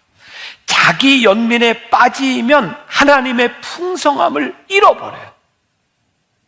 자, 제가 또 여러분들에게 그런 도전을 주고 싶어요. 야, 우리 예수 믿는데, 하나님 믿는 사람인데 우리들이 세상 사람들하고 똑같이 뭐가 있고 없고 때문에 우리들이 풍성함을 느끼고 살아? 그럼 우리 예수 믿는 사람 아니잖아요. 우리가 하나님을 믿기 때문에 사람들과는 다른 기준, 다른 가치, 하나님이 내 안에 계심으로 내 안에 소망과 내가 풍성함을 누릴 수 있는 것. 그래서 오늘 여러분들의 삶에 감사를 잃어버렸다면 여러분들의 삶에 풍성함이 없는 거예요. 다시 말하면 오늘 내가 하나님 감사해요 라고 고백할 수 있다면 여러분들의 삶이 부요하고 풍성한 거죠. 자, 제가 아브라함의 이야기를 좀 할게요. 아브라함 우리가 너무나 잘 아는 사람이에요. 하나님께서 아브라함 부르셨잖아요. 자, 아브라함아, 내가 지시하는 곳으로 가라. 그래서 갈대와 우르를 떠나서 가나안 땅에 들어갔어요. 자, 하나님이 부르신 아브라함의 인생이 그냥 아무 문제 없이 그냥 탄탄대로를 걸었나요? 이렇게 말할 땐 아닌 거죠? 아니잖아요. 어떻게? 가는 데마다 그의 인생의 고비고비마다 어려움을 만나요. 자, 가나안 땅에 처음 왔는데 하나님이 가라고 해서 갔는데 거기서 가뭄을 만나요. 그 어디로 가요? 애굽으로 가요. 그래, 그의 인생의 가족들을 데리고 그래, 거기 가서 먹고 살아야지. 근데 문제는 거기 가서 수치를 당해요. 근데 하나님께서 그의 수치를 풍요로 바꿔주셨어요. 많은 재산을 가지고 이제 다시 가나안에 돌아와요. 그리고 제단을 쌓고 하나님 앞에 예배해요. 근데 문제는 뭐냐면 축복을 받았는데 축복으로 인해서 또 문제가 생긴 거예요. 그의 조카 롯과 그의 사이에 너무 많은 재산들이 늘어남으로 인해서, 너무 낙타와 양들이 늘어남으로 인해서 먹일 물이 없는 거예요. 싸움이 일어나요. 그러니까 아브라함은 참 좋은 사람이에요. 그래서 조카 롯을 불러놓고, 야, 우리가 이렇게 싸우는 것이 옳지 않잖아. 그러니까 우리 싸우지 말자. 헤어지자. 그래서 조카 롯에게 네가 먼저 선택해. 참 좋은 크리스찬 얘기죠. 그렇다 그러세요. 좋은 사람이에요. 그죠? 좋아요. 네가 먼저 선택해. 아브라함은 힘을 가지고 있는데 그 힘을 쓰지 않았어. 그 조카 롯에게, 자, 네가 먼저 결정해. 그랬더니 조카 롯이 저기 소돔과 고모라 땅을 보니까, 성경에 보니까, 야, 이게 막 애굽의 땅처럼 좋아. 너무 좋아. 하나님의 동산 같아. 그래서 소돔과 고모라를 향해 가요. 좋은 땅을 향해 풍요함을 따라간 거예요. 부유한 곳으로 갔어요. 근데 아브라함은 그가 말한 대로 그 반대편에 서 있어요. 그것은 어디예요? 풍요로운 땅의 반대인 황량한 광야 가운데 있는 거예요. 근데 하나님께서, 저는 이 성경을 볼 때마다 그런 표현을 쓰는데, 하나님 마음이 참 짠하셨던 것 같아요. 그러니까 여러분, 하나님 마음을 좀 짠하게 하면 부요함을 경험해요. 야, 이거 아멘 크게 해도 괜찮은데. 예, 하나님 마음을 짠하게 하면 부요함을 경험해요. 아멘, 아멘. 자, 보세요. 이제 아브라함이 그 황량한 그 광야 가운데서 하나님이 짠한 마음에 아브라함을 부르세요. 아브라함아, 저 하늘의 별을 봐. 저 바다의 모래알처럼 내가 너의 후손을 이렇게 풍성하게 만들 거야. 그 순간 아브라함의 마음이 얼마나 부요했을까요? 아브라함은 지금 가진 게 없어요. 그에게 가진 것에 대한 문제가 아니라 하나님의 약속이 그를 부요하게 만들어요. 아브라함에게 지금 무엇이 있느냐의 문제가 아니라 하나님이 누구신지를 믿고 살아가는 아브라함은 부요한 인생을 살아가요. 그러니까 우리가 하나님이 누구신가를 믿을 때, 우리가 하나님을 생각할 때 우리는 부요함을 고백하지만 내 자신에게 집중될 때 우리는 결코 부요할 수 없어요. 5월 10일 오스왈드 챔버스의 묵상에 보면 이런 글이 있습니다. 하나님께서 하시는 일을 우리가 할 수 없고 우리가 할 수 있는 일을 하나님께서 하지 않으신다는 사실을 잊지 마십시오. 하나님께서 우리들에게 구원을 베풀어 주셨는데 구원을 받은 자로 살아가는 것은 우리들이 해야 될 일이에요. 우리들이 자기 연민에 빠지는 것이 아니라 능력 주시는 자 안에서 모든 것을 할 수 있는 그 믿음을 가지고 살아가는 것은 우리들이 해야 되는 일인 거죠. 자, 그러면 이제 오늘 말씀의 결론으로 갑니다. 부요함을 누리는 비결은 어디에 있을까? 자, 챔버스가 굉장히 어려운 얘기를 하고 있습니다. 들어보십시오. 하나님께서 우리를 기뻐하시는 순간부터 주님께서는 우리의 참된 만족의 셈들이 주님 안에만 있다는 사실을 배울 수 있도록 이 세상에 속한 모든 헛된 부요를 궁핍하게 하십니다. 이 말이 되게 힘들어요. 글이 힘든 게 아니라 우리 마음이 힘들어요. 하나님께서 진짜 하나님이 기뻐하시는 일, 부요함이 뭔지를 깨닫도록 하시기 위해서 우리의 헛된 부요함을 궁핍하게 만드신다. 그러니까 하나님이 우리로 하여금 진짜 부요한 인생이 부요하게 살아가는 것이 무엇인지를 깨닫도록 감옥에도 넣으실 수 있대요. 우리가 진짜 부요함이 무엇인지를 증명하는 삶을 살아갈 수 있도록 하나님께서 우리의 재산을 흩으실 수도 있대요.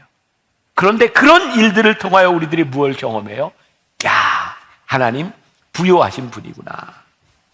여러분들에게 그림을 하나 소개하는데 로다 앤스트롬 나이버그라고 하는 사람이 그린 그림이에요. 한 번쯤은 다 보셨죠? 네. 요 그림 여러분들에게 어떤 느낌이 드세요? 저게 수프가 하나 있고 투박한 빵이 하나 있는데 그 노인이 감사 기도를 하고 있어요. 저 투박한 빵 하나를 놓고도 감사 기도를 할 수 있다면 참 부요하다는 생각이 들지 않으세요? 우리들의 삶에 뭐가 얼만큼 채워져야 우리들의 삶을 부요하게 만드는 것이 아니라 저 빵을 하나 놓고 하나님 앞에 감사 기도를 드릴 수 있는 그것이 우리를 부요하게 만들어줍니다. 말씀을 준비하다 생각났던 거예요. 아마 요즘 세대를 살아가는 우리 제 나이 또래 사람들, 아마 요 사람들에게 기억나는 가장 어려웠던 일이 뭘까 생각해 보면 IMF였을 것 같아요. 그 IMF 97년, 8년 그 무렵에 저는 미국에서 공부를 하고 있었어요. 막 환율이 무섭게 뛰었죠. 그래서 유학생들이 굉장히 힘들어하는데 저는 다행스럽게 한국에서 돈을 받고 공부를 하지 않았기 때문에 공부하는데 큰 문제가 없었어요. 그런데 한국 유학생들이 얼마나 힘든지. 그래서 미국에 있는 대학들이 등록금을 좀 늦게 내도록 조금 유예를 해주기도 했어요. 그런데 그것 가지고 되지 않았어요. 많은 유학생들이 정말 울기도 하고 절망 가운데 유학을 포기하고 다시 들어가기도 하고. 근데 저에게 그런 생각이 들더라고요. 97년, 98년 무렵에 미국에 유학을 올 수 있었던 학생들, 젊은이들이라면 이미 참 많은 것을 가진 사람이 아니었을까요? 물론 힘겹게 온 사람도 있겠지만 다른 사람에 비하면 이미 많은 것을 가지고 있었던 사람이에요. IMF로 인하여 수업을 할 수 없다, 학비를 낼 수 없다라고 하는 것이 어쩌면 그들의 인생에 잠시 유보된 불편함, 어려움일 수는 있지만 그 사람들보다 훨씬 더 어려운 사람들이 있어요. 가만히 생각해 보면 우리들이 우리들이 겪는 어려움이라고 하는 것이 어쩌면 우리들이 누리던 여유를 잠시 유보해 놓고 있는 상황일 수도 있어요. 그런데 우리는 잠시의 풍요함만 유보되어도 우리는 견디지 못하는 거예요. 불평하는 거예요. 자기 연민에 빠지는 거예요. 이 빵을 앞에 놓고 기도하는 이 노인의 기도를 묵상하면서, 하나님, 우리들에게 저 기도가 있을 수 있다면, 이 빵 하나가 얼마나 감사한지를 고백할 수 있다면, 하나님, 우리가 부요함 가운데 살지 않겠습니까?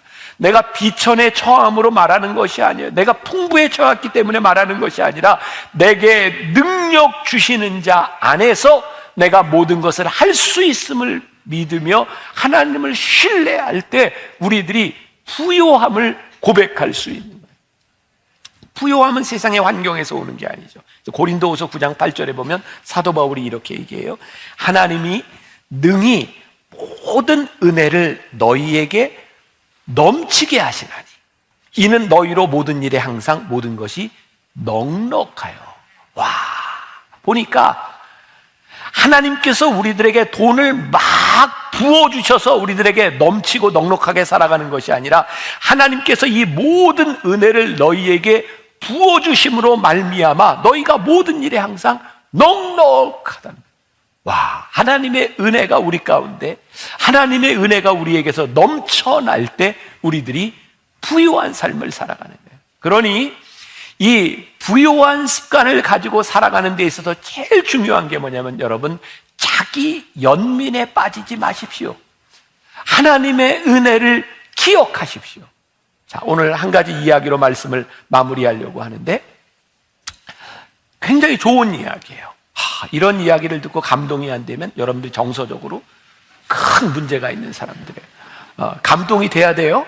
네, 뭐 제 이야기는 아니고 제가 말씀을 준비하다 보았던 목회와 신학이라고 하는 2022년 작년 그 잡지에 나왔던 이야기. 어떤 교수님이 학생들을 모아놓고 복도에서 풍선을 하나씩 다 주고 풍선을 불고 거기에 자기 이름을 쓰게 했대요. 사실은 제가 오늘 이걸 좀 실험해보면 참 좋았겠다 생각하는데, 이게 실험은 좀 불가능한 것 같고, 이제 상상을 하세요. 자기 이름을 쓰고 풍선을 다 불어서 다 이렇게 섞은 거예요. 복도에서 다 이렇게 날리고 교수님이 얘기해요. 자, 이제부터 여러분들 이름이 적힌 풍선을 찾으세요. 사람들이 막 찾는데 5분, 10분이 지나도 못 찾는 거예요. 자기 거를 찾는데 안 되는 거예요. 그때 교수님이 잠깐, 자, 여러분들 앞에 있는 풍선을 하나씩 잡으세요. 그리고 그 풍선에 새겨진 이름의 주인을 찾아주세요. 그랬더니 한순간에 다 주인을 찾게 됐다는 거. 감동 포인트예요. 감동 포인트. 자, 고마워요. 찬양대밖에 없어. 이게 안 감동스러운가? 네. 자, 우리가 내 행복을 찾아 살면 우리는 늘 갈급해요. 근데 참 놀랍죠? 내가 누군가를 행복하게 만들고 누군가를 위해 살아가는 것이 우리의 인생을 복되게 한다는 세상이 알 수 없는 진리를 가지고 살아가는 것이 우리 그리스도인들이에요. 참 신기하죠? 내가 참 아깝다고 생각했는데 내 마음과 내 지갑을 열고 누군가를 도우니, 와, 이게 은혜가 흘러 넘치는 거예요.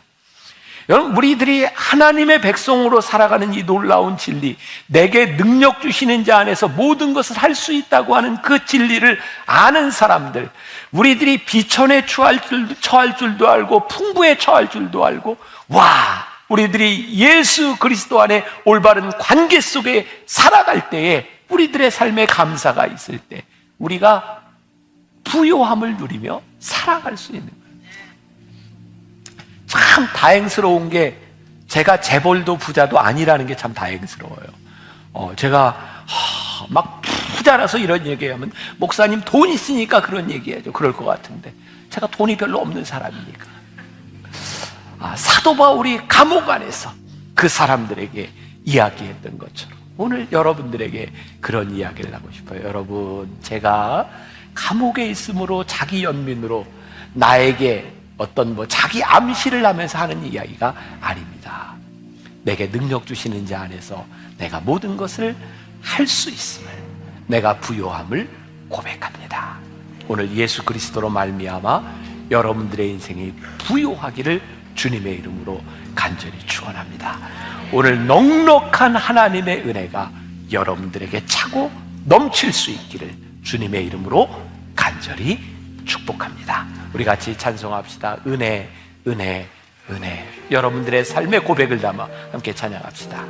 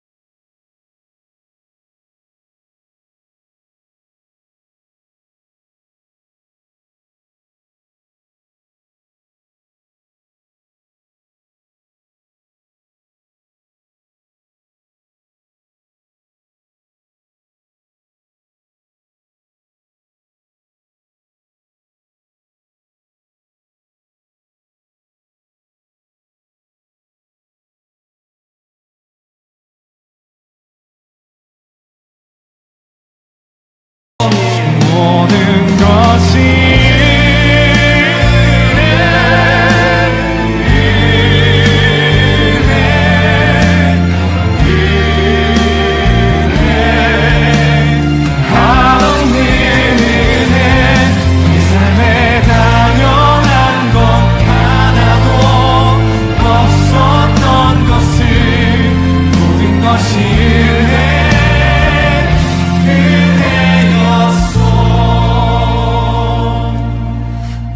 우리 주 예수 그리스도의 은혜와 하나님 아버지의 무한하신 사랑과 성령의 인도하심이 세상의 부유함이 아니라 예수 그리스도 안에 부유한 인생을 살아가기를 소원하며 이 세상으로 나가는 당신의 사랑하는 모든 백성들 위해 지금부터 영원까지 함께 하시기를 간절히 축원하옵나이다. 아멘.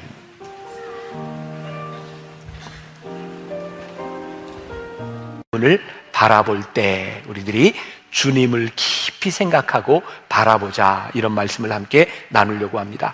데이빗 플랫이라고 하는 사람이 레디컬 투게더라는 책에서 이런 말을 했습니다.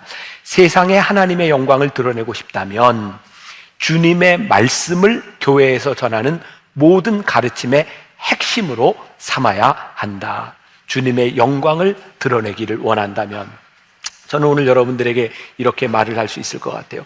우리가 진짜 신앙생활을 잘 하려면, 우리들의 삶에서 하나님이 드러나는 삶을 살기를 원한다면 주님을 깊이 생각하고 주님을 바라보십시오.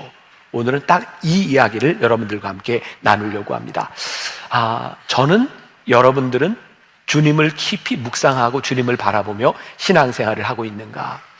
우리는 주변에서 이런 얘기들을 많이 듣습니다. 하나님께서 나를 통하여 영광을 받으실 거야.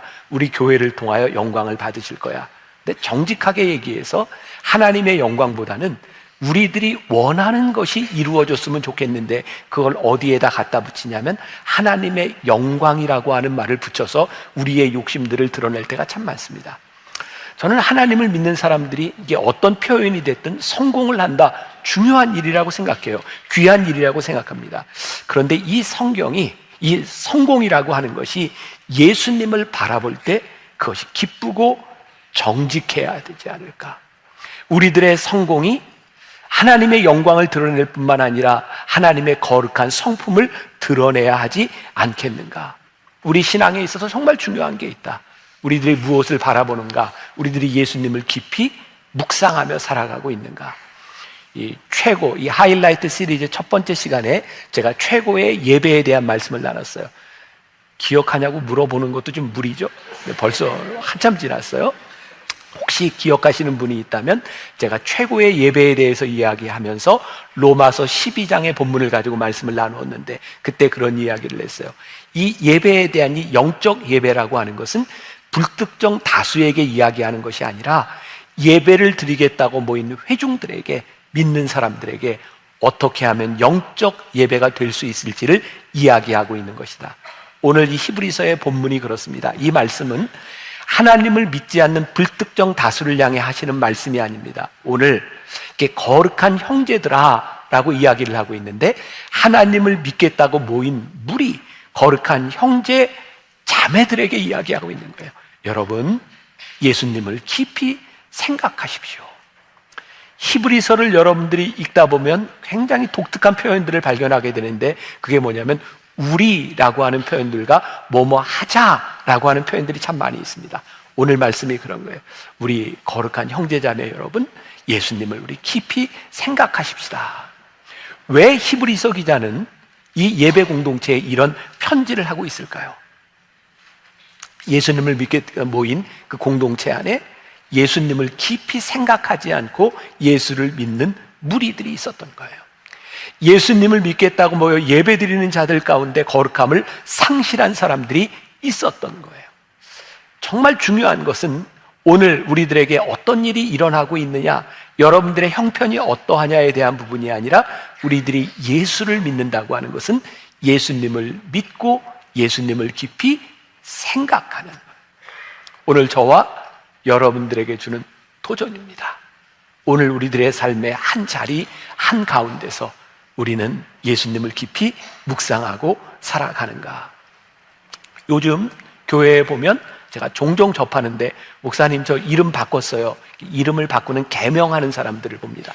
이름을 바꿀 때는 이유가 여러 가지 있겠죠. 뭐 법적인 이유도 있을 거고 내 이름이 마음에 들지 않을 경우도 있고 좀 예쁜 이름을 가졌으면 좋겠다. 뭐 그게 잘못된 것은 아닌 것 같아요. 그런데 혹시 우리들이 이름을 바꾸는 이유들이 내 이름 때문에 내 인생이 잘못됐어 라고 생각하면서 혹시 장명소에 가서 이름을 바꾸면 잘 될 겁니다 라는 말을 따라 이름을 바꾸고 있다면 그건 좀 다른 차원의 문제라고 생각하거든요. 여러분들은 여러분들 이름에 만족하세요? 알았어요. 네.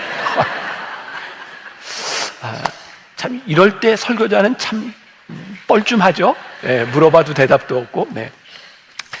젊은 사람들은 잘 모를 수도 있어요. 한간에 유행이 됐던 말이 있죠. 저 김봉남이에요. 이거 기억나세요? 앙드레 김이 어느 날 이제 아마 재판 관계에 대해서 본인의 실명을 이렇게 밝히게 되면서 있었던 일이에요. 앙드레 김. 그 패션으로 굉장히 유명했던 사람이 사실은 이름이 김봉남이었다. 그런 것 때문에 이렇게 많이 사람들이 이렇게 방송에서 이런 이야기를 했던 것 같아요. 근데 김봉남이라고 하는 이름이 객관적으로 좀 촌스럽죠. 패션 디자이너의 이름하고는 잘 안 어울리는 것 같아요. 그러나 그 이름 때문에 우리는 앙드레 김이라고 하는 사람이 일어났던 그의 업적을 폄하하지 않습니다. 이름이 어쨌든 그는 무언가를 이뤄놓은 사람인 거예요. 혹시 여러분들은 김병삼이라는 이름이 촌스러워요? 네. 저는 제 이름이 촌스럽다고 생각을 했었어요. 학교 다니면서 왜 내 이름을 병삼이라고 지었을까? 근데 언젠가 저희 어머님이 저에게 이런 이야기를 했죠. 저는 광산김씨인데 불꽃병자 돌림에 석삼자를 쓴 거예요. 근데 저희 어머니가 불꽃병자에 네가 좀 목사가 되었으면 좋겠다 해서 성부, 성자, 성령 삼위일체를 생각하면서 석삼자를 썼다. 그때부터 제 이름이 이렇게 촌스럽다고 느껴지기는 했지만 그렇게 창피하다고 생각해 본 적은 없는 것 같아요.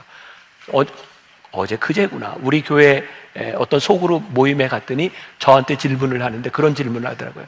혹시 목사님은 이름이 촌스러워서 울어본 경험이 있으신가요? 이렇게 물어본 경험은 없었던 것 같아요.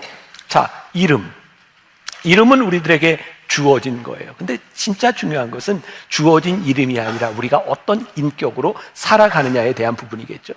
대개 우리들이 불만족스러운 우리 형편이나 이름을 가지고 장명소에 가면 장명소에 이름을 지어주는 사람들은 쉽게 얘기합니다. 이름을 바꿔보세요. 좋은 이름으로.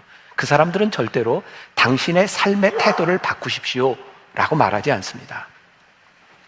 지난해 제가 설교를 하면서 인용했던 분 중에 세상을 떠난 이어령 선생님, 그리고 제가 정필도 목사님 이야기를 한 적이 있어요. 제가 말씀을 준비하다 갑자기 생각이 났어요. 어령. 아니, 남자 이름이 어령이 뭡니까? 이건 병삼보다 더 촌스럽잖아요. 어령. 어렸을 때 그 이름을 불렀을 거 생각해 보세요. 공감 안 하세요? 또 정필도 목사님, 저 수영로 교회 개척한 아주 유명한 목사님인데 필도가 뭡니까? 그런데 그분 어령, 필도라고 하는 이름이 촌스럽다고 느껴지기는 하지만 우리는 그분이 살았던 그분의 삶의 인격들을 바라보며 사실은 인격이 이름을 빛나게 하고 있는 것을 우리들이 알게 되죠. 하나님을 믿는 우리들에게 주어진 이름, 우리들에게 주어진 삶, 우리들에게 주어진 환경에 대한 부분이 아니라 우리들이 예수님을 깊이 생각하고 주님을 묵상하고 그 묵상함으로 인하여 우리들의 삶의 태도가 바뀌어지고 믿음을 가지고 살아가는가, 이것이 훨씬 더 중요한 일이라는 거죠. 사람들이 어려움을 당하면 예수 믿지 않는 사람들, 무당들을 찾아가기도 하죠. 혹시 여러분들도 가끔 찾아가세요? 무당들이 되게 무속인들이 그런 이야기를 하죠. 애기 끼었어, 굿해야 돼, 굿. 그리고 이제 돈을 내고 굿을 합니다. 어떤 무속인도 저는 어디에서도 그런 얘기를 들어본 적이 없어요. 당신이 어려운 시기를 지나가니 견디십시오. 이것은 당신의 책임이니 책임을 지고 사십시오. 어떤 무속인도 그렇게 이야기하지 않습니다. 우리가 예수를 바라보고 예수를 깊이 생각할 때 예수님은 우리의 내면을 들여다보게 하시고 우리들이 하나님 앞에서 어떻게 살아가야 될지를 보게 하세요.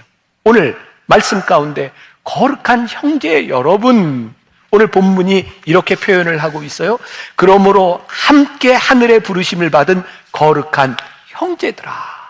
거룩한 형제 여러분. 근데 이 사람들이 어떤 사람이에요? 같이 하늘의 부르심을 받은 사람들.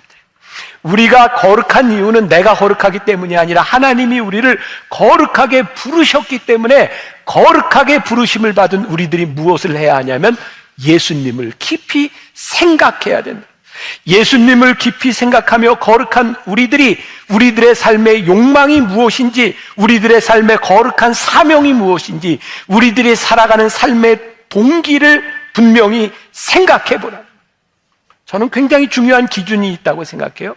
우리는 어떤 사람들이 행하는 행동을 바라보는데 우리들에게 진짜 중요한 것은 예수님을 깊이 묵상할 때에 우리들의 삶에 주는 그 행동의 동기가 훨씬 더 중요하다. 예수님의 모습을 보면서 우리들이 참 이해하기 힘든 것 중에 하나가 예수님이 성전을 정화하시면서 성전에서 물건 파는 자들의 물건을 다 엎으시고 채찍을 드셨던 분노하는 예수님이었죠. 근데 여러분들이 이런 얘기 많이 들어봤을 거예요. 근데 예수님의 분노를 우리는 뭐라고 얘기하냐면 거룩한 분노다, 이렇게 얘기를 합니다.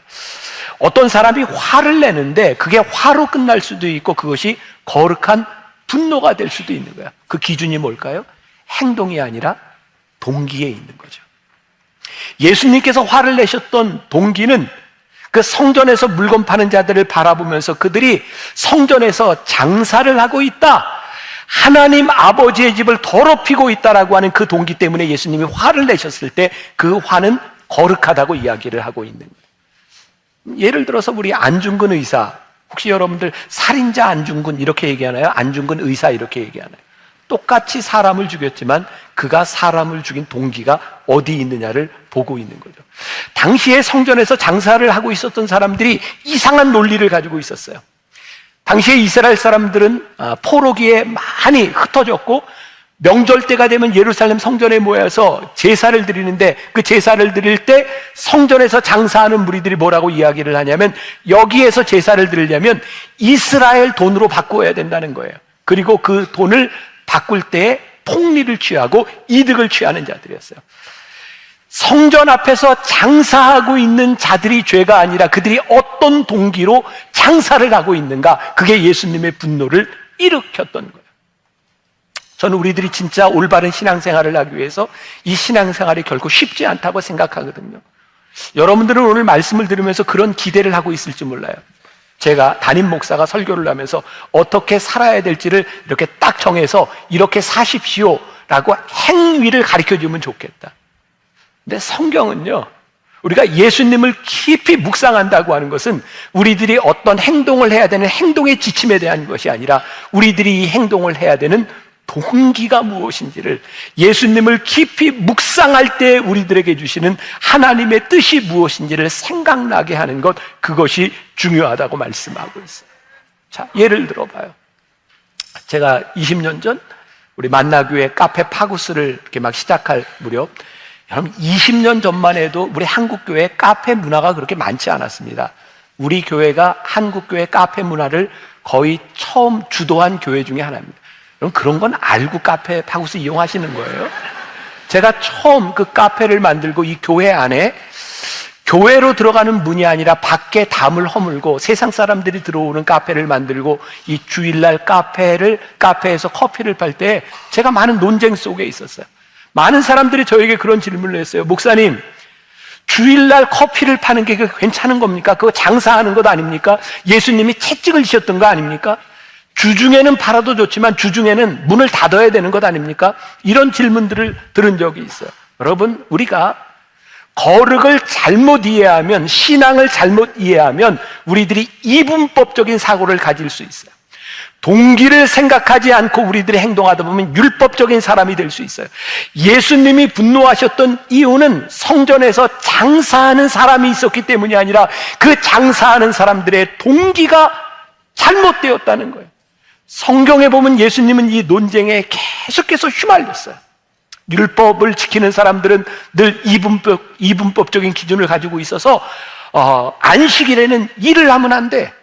성경에 나오는 논쟁이죠. 예수님께서 병자들을 고치셨을 때에 율법학자들과 바리새인들은 어떻게 생각하냐면 안식일날 병자를 고치는 게 일이라고 생각한 거예요. 그게 안식일을 어기는 일이라고 생각했어요. 근데 예수님은요, 이 땅 위에 계시면서 하나님을 묵상하셨어요. 하나님 아버지의 뜻이 무엇인지를 생각하셨어요. 그랬더니 주일날 병자들을 바라보며 그 병자들을 향한 안타까운 하나님 아버지의 마음이 보이기 시작했어요. 그래서 예수님은 안식일날 아버지 마음으로 아버지의 뜻을 가지고 환자들을 고쳐주세요. 여러분, 우리들이 올바른 신앙과 잘못된 신앙, 미신의 차이가 뭔지 아세요? 진짜 신앙은요, 하나님의 마음을 알고 예수님을 묵상함으로 인하여 깊이 생각함으로 인하여 우리들이 행동의 동기가 될 때 그게 신앙이에요. 그런데 우리의 욕망을 채우기 위하여 우리들이 무언가를 하고 있다면 그것은 올바른 신앙의 모습이 아닌 거예요. 그러니까 우리들에게 이게 보여줘야 되는 거예요. 교회에서 헌금을 내요. 그런 교회들이 꽤 많이 있더라고요. 목사님께 기도를 받으려면 돈을 가지고 헌금을 가져와야 돼요. 여러분들도 그런 데서 신앙사람들 꽤 있죠. 하나님의 영광을 가로채는 그 어떤 것도 하나님이 하시는 일에 사람이 이득을 취하는 것은 옳지 않은 거예요. 우리들에게 이런 불면들이 있는가? 혹시 하나님의 영광을, 하나님의 감사를 사람들이 가로채고 있는 것은 아닌가? 우리들이 헌금에 대한 교육을 받고 우리들이 신앙생활을 하는 것, 이것이 전혀 잘못된 것이지 아니면 우리들이 올바른 헌금에 대한 교육을 받고 살아가고 있는가? 헌금이 하나님께 대한 감사에 대한 표현이 되면 그것은 옳은 헌금이지만 혹시 이 헌금을 통하여 우리들이 무엇의 이득을 취하려고 한다면 하나님이 그 헌금 기쁘게 받으시지 않아요. 제가 우리 교회에서 우리 목회자들에게도 이야기를 하고 연초에도 그런 이야기를 했어요. 우리 목회자들이 신방을 가거나 주례를 하거나 장례를 하고 할 때, 그럴 때 사례비 여러분들 하지 마세요. 왜? 목회자는 목회자의 직분으로 마땅히 감당할 일들을 하는 겁니다. 저는 그렇게 가르칩니다. 그런데요, 만일 이것이 나에게 기준이 되어서, 이게 행동의 기준이 되어서 만일 그렇게 하지 마십시오라고 이야기를 한다면 좋은 취지에서 이야기했는지 모르지만 그것도 또 하나의 독선이 될 수 있는 거예요. 참 신앙생활이 어려워요. 지금 이렇게 하라 마라 하면 좋을 텐데, 근데 저는 여러분들이 쉬운 신앙생활을 하는 사람들이 아니라 예수님을 좀 깊이 묵상하면서 우리들의 행동이 옳은 것인지 내 동기가 옳은 것인지를 고민하며 살아가는 사람들이 되었으면 좋겠어요. 저는 이제 교인들이 대부분 알죠.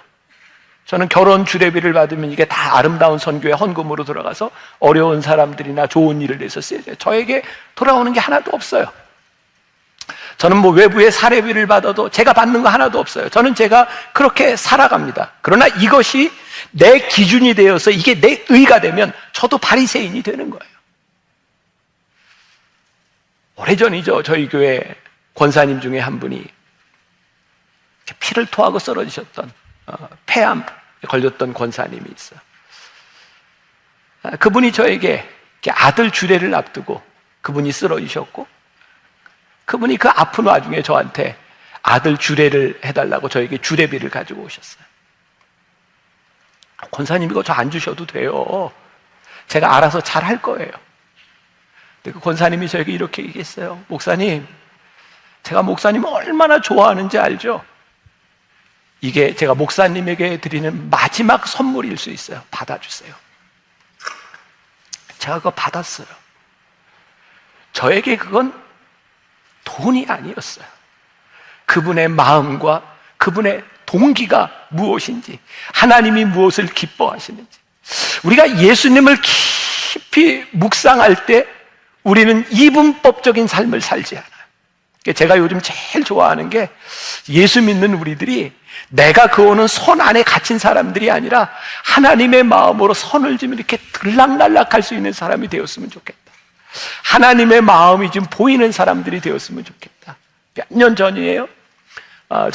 제가 어디에서 편지를 하나 받았는데 저쪽 영동 지역의 어떤 마을에 정말 감 농사가 너무 잘 됐는데 풍년이 들어서 그 감값이 폭락하면서 다 갈아엎어야 될 그런 상황이 되었고, 거기는 이제 꽃감을 많이 만드는 곳이었는데 다 버려야 되는 상황이었어요. 제가 그때 추수감사절로 기억해요. 여러분들 중에 기억하는 분이 있는지 모르겠어요. 제가 주일날 감 장사했잖아요. 여러분, 이 감 다 사세요. 우리가 저 지방에 있는 감을 다 사줍시다. 이제 주일날 감 팔았어요. 다 팔렸어요. 별로 안 좋아하세요. 다 팔렸어. 얼마나 제가 장사를 잘하는지. 누군가 주일날 목사님 그 설교하면서 뭔 장사를 합니까? 그렇게 욕할지 모르지만 저에게 보였던 것은 그 지역에 있는 사람들의 마음이었고, 추수감사절에 우리 교인들이 그 교회와 그 지방을 살리면 좋겠다. 난 하나님이 기뻐하셨을 것이라고 생각합니다. 우리들이 예수님을 깊이 생각할 때 우리들에게 주시는 마음들이 무엇인지가 우리들에게 들어오기 시작할 때, 거룩한 형제자매 여러분, 우리들이 하늘나라의 백성으로 우리들이 부르심을 받았는데 우리들이 예수님을 깊이 생각하면 좋겠습니다. 자, NIV 영어 성경을 읽다 보니까 예수를 깊이 생각하십시오가 이렇게 표현이 되어 있더라고요. Fix your thoughts on Jesus. 당신의 생각을 예수께 집중하십시오. 당신의 생각을 예수님께 고정하십시오. 저에게는 이 말씀이 이렇게 묵상이 되었어요. 그렇구나. 우리의 본성이, 우리들의 육신이 얼마나 약한지 예수님께 우리의 생각을 고정하지 않으면 우리는 참 쉽게 타락할 수 있는 존재들이고, 우리는 쉽게 우리들의 욕망에 우리들의 인생이 빗나갈 수 있는 사람들이구나. 사랑하는 형제자매 여러분, 예수님을 깊이 생각하십시오. 그분의 여러분들의 생각을 고정하십시오. 그러면 여러분들에게 하늘나라가 보일 것입니다. 하나님께서 우리를 하늘나라의 백성으로 부르셨습니다. 예수님을 깊이 묵상하기 시작할 때 우리들에게 보이지 않던 것이 보이게 될 것입니다. 아, 이게 소망이구나. 우리들에게 보이지 않던 것이 보이는 것, 예수님을 깊이 묵상할 때 우리들에게 잡히는 것, 이것이 우리들에게 소망이구나. 시편 62편 5절에 보니까 나의 영혼아 잠잠히 하나님만 바라라. 무릇 나의 소망이 그로부터 나오는도다. 하나님을 바랄 때 그분에게서 우리들에게 소망이 나오는구나. 여러분들 하나님의 음성 잘 묵상하고 계세요? 매일 성경을 읽는 거 그거 아무것도 아닌 것 같아요. 여러분 놓친 분이 있다면 다시 시작하세요. 하루를 여러분들이 말씀을 읽으며 여러분들의 생각을 말씀에 고정시키기 시작할 때 우리들에게서 뭐가 나와요? 소망이 나온다. 예수님을 깊이 생각할 때 형제 자매들이 얻을 수 있는 힘이 있다고. 믿음. 우리들이 이런 표현을 씁니다. 믿음이 생기면 내가 뭔가 좀 할 수 있어요. 믿음이 생기면. 이런 표현 가운데는 어느 날 믿음이 딱 우리들에게 와서 믿음이 훅 들어오면 우리들이 능력 있는 삶을 살 것 같아요. 근데 믿음은 그렇게 어느 날 훅 들어오는 일회적인 사건이 아니라 우리들의 삶에서 어떻게 믿음을 가지고 살아가느냐구나. 지난주에 제가 마태복음 14장에 예수님께서 풍랑이 있는 그 갈릴리 바닷가에서 베드로에게 걸어오라 라고 말씀하셨고, 베드로가 풍랑을 보고 물에 빠져가는 것, 그리고 예수님께서 건져주셨던 것을 이야기했어요. 기억나는 분이 있는지 모르겠어요. 근데 그때 예수님께서 베드로에게 이렇게 얘기합니다. 믿음이 작은 자여 왜 의심하였느냐. 베드로가요 예수님을 바라볼 때 믿음으로 무리를 걸었는데, 베드로가 풍랑을 볼 때 예수님이 베드로에게 뭐라고 말씀하시면 믿음이 작은 자요. 예수님을 바라볼 때 믿음이고, 예수님을 바라보지 않으면 우리들이 믿음이 적은 자들, 믿음이 작은 자들이 되는구나. 예수님을 향해 우리의 시선이 고정할 때 우리들이 믿음의 삶을 살아가는데, 예수님을 바라보지 않을 때 믿음 없는 삶을 우리들이 살아가는구나. 그리고 말씀을 묵상하다가 그 NIV 성경에 fix on 이라고 하는 그 영어 단어에 제가 꽂혔다. fix on. 이 단어가 굉장히 의지적인, 능동적인, 우리가 예수님 앞에 시선을 고정하기 위해서는 우리들이 뭔가 의지가 필요하구나, 노력이 필요하구나, 우리들이 땀 흘려야 되는 것이구나, 우리들이 긴장해야 되는 것이구나. 예수님을 바라보고 사는 거 그렇게 쉬운 일이 아니구나. 예수님을 바라보기 시작할 때 우리들에게 주시는 굉장히 놀라운 특권이 있죠. 예수님을 바라보면 내 삶에 내가 가지고 있는 그런 근거들에 함몰되지 않아요. 주님이 보여요. 제가 이 말씀을 준비하다 보았던 책 중에 피터 언더우드가 쓴 First Mover라는 책에 보면 아주 재밌는 이야기가 나와요. 김일성 우상화에 대한 이야기가 나오는데 1958년 6.25 이후에 북한은 우리나라보다 훨씬 더 잘 살았습니다. 1958년도에 북한이 자기들의 힘으로 트랙터를 만듭니다. 우리나라에서는 생각도 못했던 일입니다. 그때 김일성 앞에서 처음으로 북한 기술로 만든 트랙터를 이제 시연을 합니다. 그리고 시동을 걸고 딱 트랙터를 운행을 했는데 글쎄 그 트랙터가 앞으로 안 가고 뒤로 갔답니다. 이게 이제 책에 나오는 이야기예요. 그런데 김일성이 눈물을 글썽이면서 이렇게 얘기했다. 이게 우리 손으로 만든 첫 번째 트랙터다. 뒤로 가더라도 가기만 하면 됐다. 그리고 칭찬을 했다는 거야. 이 퍼스트 무버라는 책에서 이렇게 얘기합니다. 아니, 트랙터가 북한에서 처음 만든 것도 아니고 당시에 중진국에서는 어디에서나 만들 수 있는 트랙터인데 앞으로 가는 트랙터를 만들고 좀 기술 이전을 하든지 도움을 받든지 해서 제대로 된 트랙터를 만드는 게 옳지 우리 기술로 만들었으니 뒤로 가도 좋다. 이게 무슨 얘기냐는 거예요. 근데 우리나라에도 그런 일이 많았다는 거예요. 1970년대 안 되면 되게 하라. 그러면서 뭐 기술 선진 뭐 이런 거 얘기하면서 이 책에 보면 또 그런 얘기가 나와요. KTX 산천을 처음 만들었을 때 그 산천을 도입하는데 그게 우리 기술로 만든 우리의 기차라고 얘기를 했는데 그게 잘 갈지에 대한 믿음이 없었다는 거예요. 이 책에서 얘기하는 거예요. 왜 그러냐는 거예요. 우리가 하나님을 바라보며 하나님을 믿으며 살아갈 때 우리의 자존심을 내려놓고 하나님 도와주세요. 하나님 제가 주님을 바라보며 제가 무릎을 꿇습니다. 저와 동행해 주세요. 예수님께 우리들의 시선이 고정되고 예수님을 바라볼 때 우리들은 더 이상 우리의 능력으로 살아가는 것이 아니라 우리와 함께 하시는 하나님이 우리들 눈 가운데 보이기 시작하는 거예요. 오늘 여러분들에게 도전하고 싶은 거예요. 요즘 저에게는 왜 자꾸 우리 교인들 가운데 물론 참 이렇게 기쁘고 즐거운 때를 지나가는 분도 있고 어렵고 힘든 때를 지나가는 분들도 있겠지만 글쎄 뭐 좋은 때를 지나는 사람은 그냥 아무 얘기도 안 하고 혼자 좋아하는 것 같아요. 근데 힘든 분들은 이야기를 하니까 더 많아 보이는 것 같아요. 목사님 힘들어요. 어려운 때를 지나가고 있어요. 오늘도 로비에서 몇 분들을 함께 그런 기도를 했어요. 그래서 자꾸 이렇게 몇 주 동안 계속해서 이렇게 위로하는 말씀을 이렇게 전하게 되는지 모르겠어요. 예수님을 바라볼 때 우리들에게 보이는 거. 제 묵상을 좀 나눠볼까요? 저는 이번 주를 지나면서 저도 조금 힘든 시간을 지나가고 있어요. 또 궁금하죠? 네, 그냥 힘들다. 그냥 그렇게만 하시면 돼. 힘들어요. 근데 저에게 오늘 예수님을 묵상하고 참 신기하죠. 이렇게 힘들면 묵상이 돼요. 목사라 그런 거 여러분들은 어떠세요? 힘들면 예수님 생각하게 되잖아요. 하나님 생각하게 되잖아요. 근데 하나님이 저에게 주시는 위로가 뭐냐면 야, 생각해봐라. 또 이전에도 다 하나님이 함께 하셨잖아. 그러고 보니까 지금 제가 조금 힘든 시간들을 지나가는데 하나님이 또 나에게 간증거리를 주시겠구나. 저에게 믿음과 소망이 생겨요. 잠잠히 하나님만 바라라. 내 소망이 어디에서 나는지. 예수님을 바라볼 때 나에게 주시는 소망이구나. 이게 이번 주간에 저에게 주신 말씀이에요. 제가 수년 전에 우리 청년들, 우리 교인들과 함께 아프리카에 단기 선교를 갔을 때요. 12월에 아프리카를 가보긴 처음이었는데 케냐에 딱 비행기를 타고 내렸는데 저는 아프리카 날씨가 그렇게 좋은지 몰랐어요. 한 18도 평균 너무 좋은 날씨. 나이로비에 내려서 이제 하루를 이제 쉬고 이제 청년들과 함께 우물 파러 가는 거예요. 이제 우물 파러 가게 되면 굉장히 더운 곳으로 가는데 비행기를 타고 12시간 비포장 도로를 지나서 이제 우물을 파러 가게 되는 거예요. 하루의 시간이 남았어요.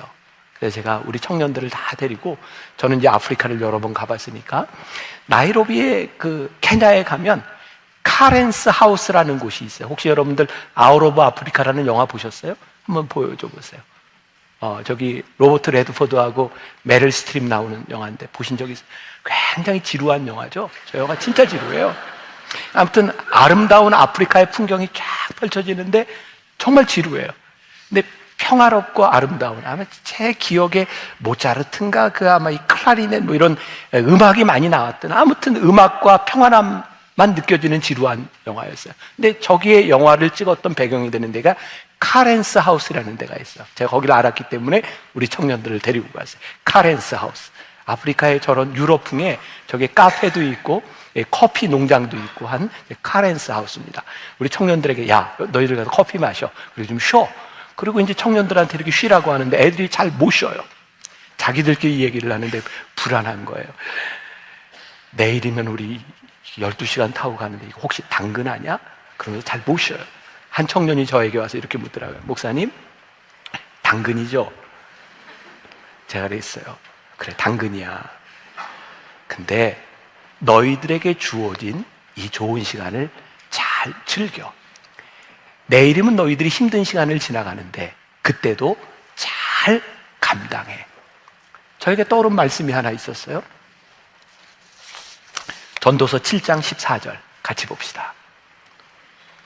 형통한 날에는 기뻐하고 곤고한 날에는 되돌아보아라.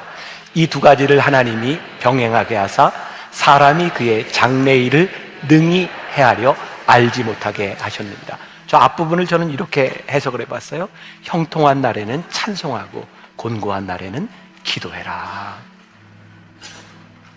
전 예수님을 묵상하며 사는 삶이 전 그렇다고 생각해요. 여러분들 가운데는 형통한 날을 지나가는 사람이 있어요. 주님을 묵상하며 찬송하세요. 그리고 형통한 날, 곤고한 날을 준비하세요.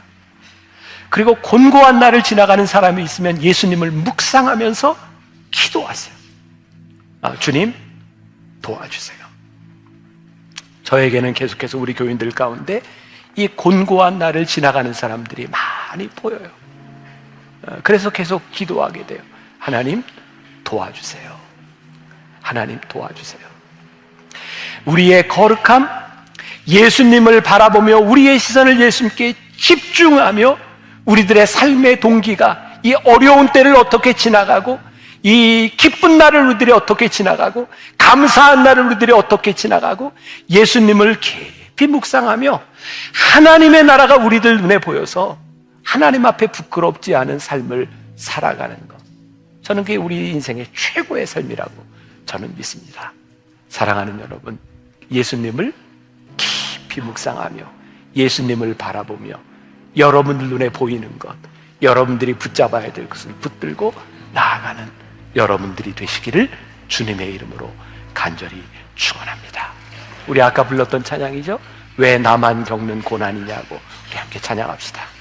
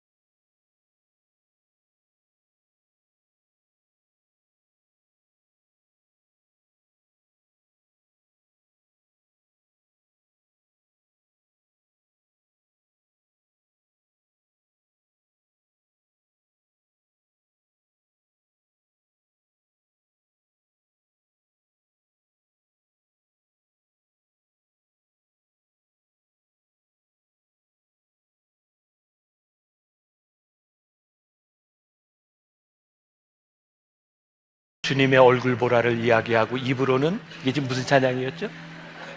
왜 나만 겪는 결혼이냐? 이렇게 찬양을 하면서 야, 내가 이게 머릿속에 있는 것과 이게 말을 뱉어낸 걸 잘못 이야기했네 하는데 하나님이 이런 마음을 주시는, 이 찬양이 누군가에게는 필요했나 보다. 왜 나만 겪는 고난이냐고 불평하지 말라고.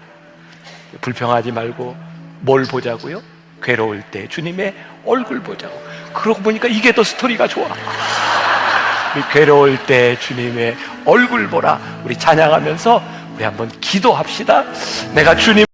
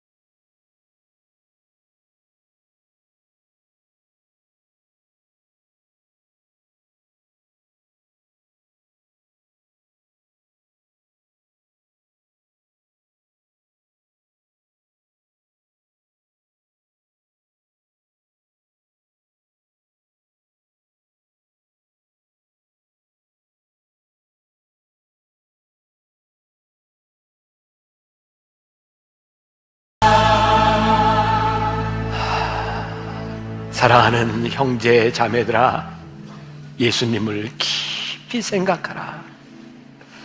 우리가 하나님을 믿는다고 하지만 하나님을 잊고 살 때가 많았던 것 같습니다. 하나님을 믿는다고 했지만 주님을 깊이 생각하지 않고 살아갔던 것 같습니다. 우리들의 눈에 하나님의 나라가 보이지 아니하고 하나님의 뜻이 보이지 아니하고 하나님의 마음이 보이지 않아 우리의 마음대로, 우리의 정욕대로, 우리의 욕심대로 살아갈 때가 참 많았던 것 같습니다. 오늘 우리들이 믿음으로 간구합니다. 우리 주님을 깊이 묵상하며 주님을 바라보며 이겨나가겠습니다. 우리 사랑하는 성도들 가운데 깊은 어두운 계곡을 지나는 사람이 있습니까?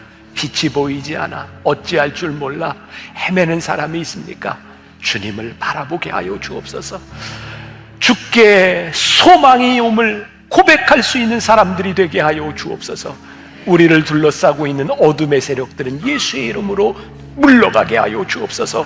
강하고 담대하라. 내가 너의 하나님이 됨이니라. 내가 너를 붙잡아 주리라. 내가 너와 함께 함이니라. 말씀 붙들고 승리하는 주의 백성들이 되게 하여 주옵소서. 지금은 우리 주 예수 그리스도의 은혜와 하나님 아버지의 무한하신 사랑과 성령의 인도하심이 주님 바라보며 담대히 나아가는 당신의 사랑하는 모든 백성들 위해 지금부터 영원까지 함께 하시기를 간절히 축원하옵나이다. 아멘.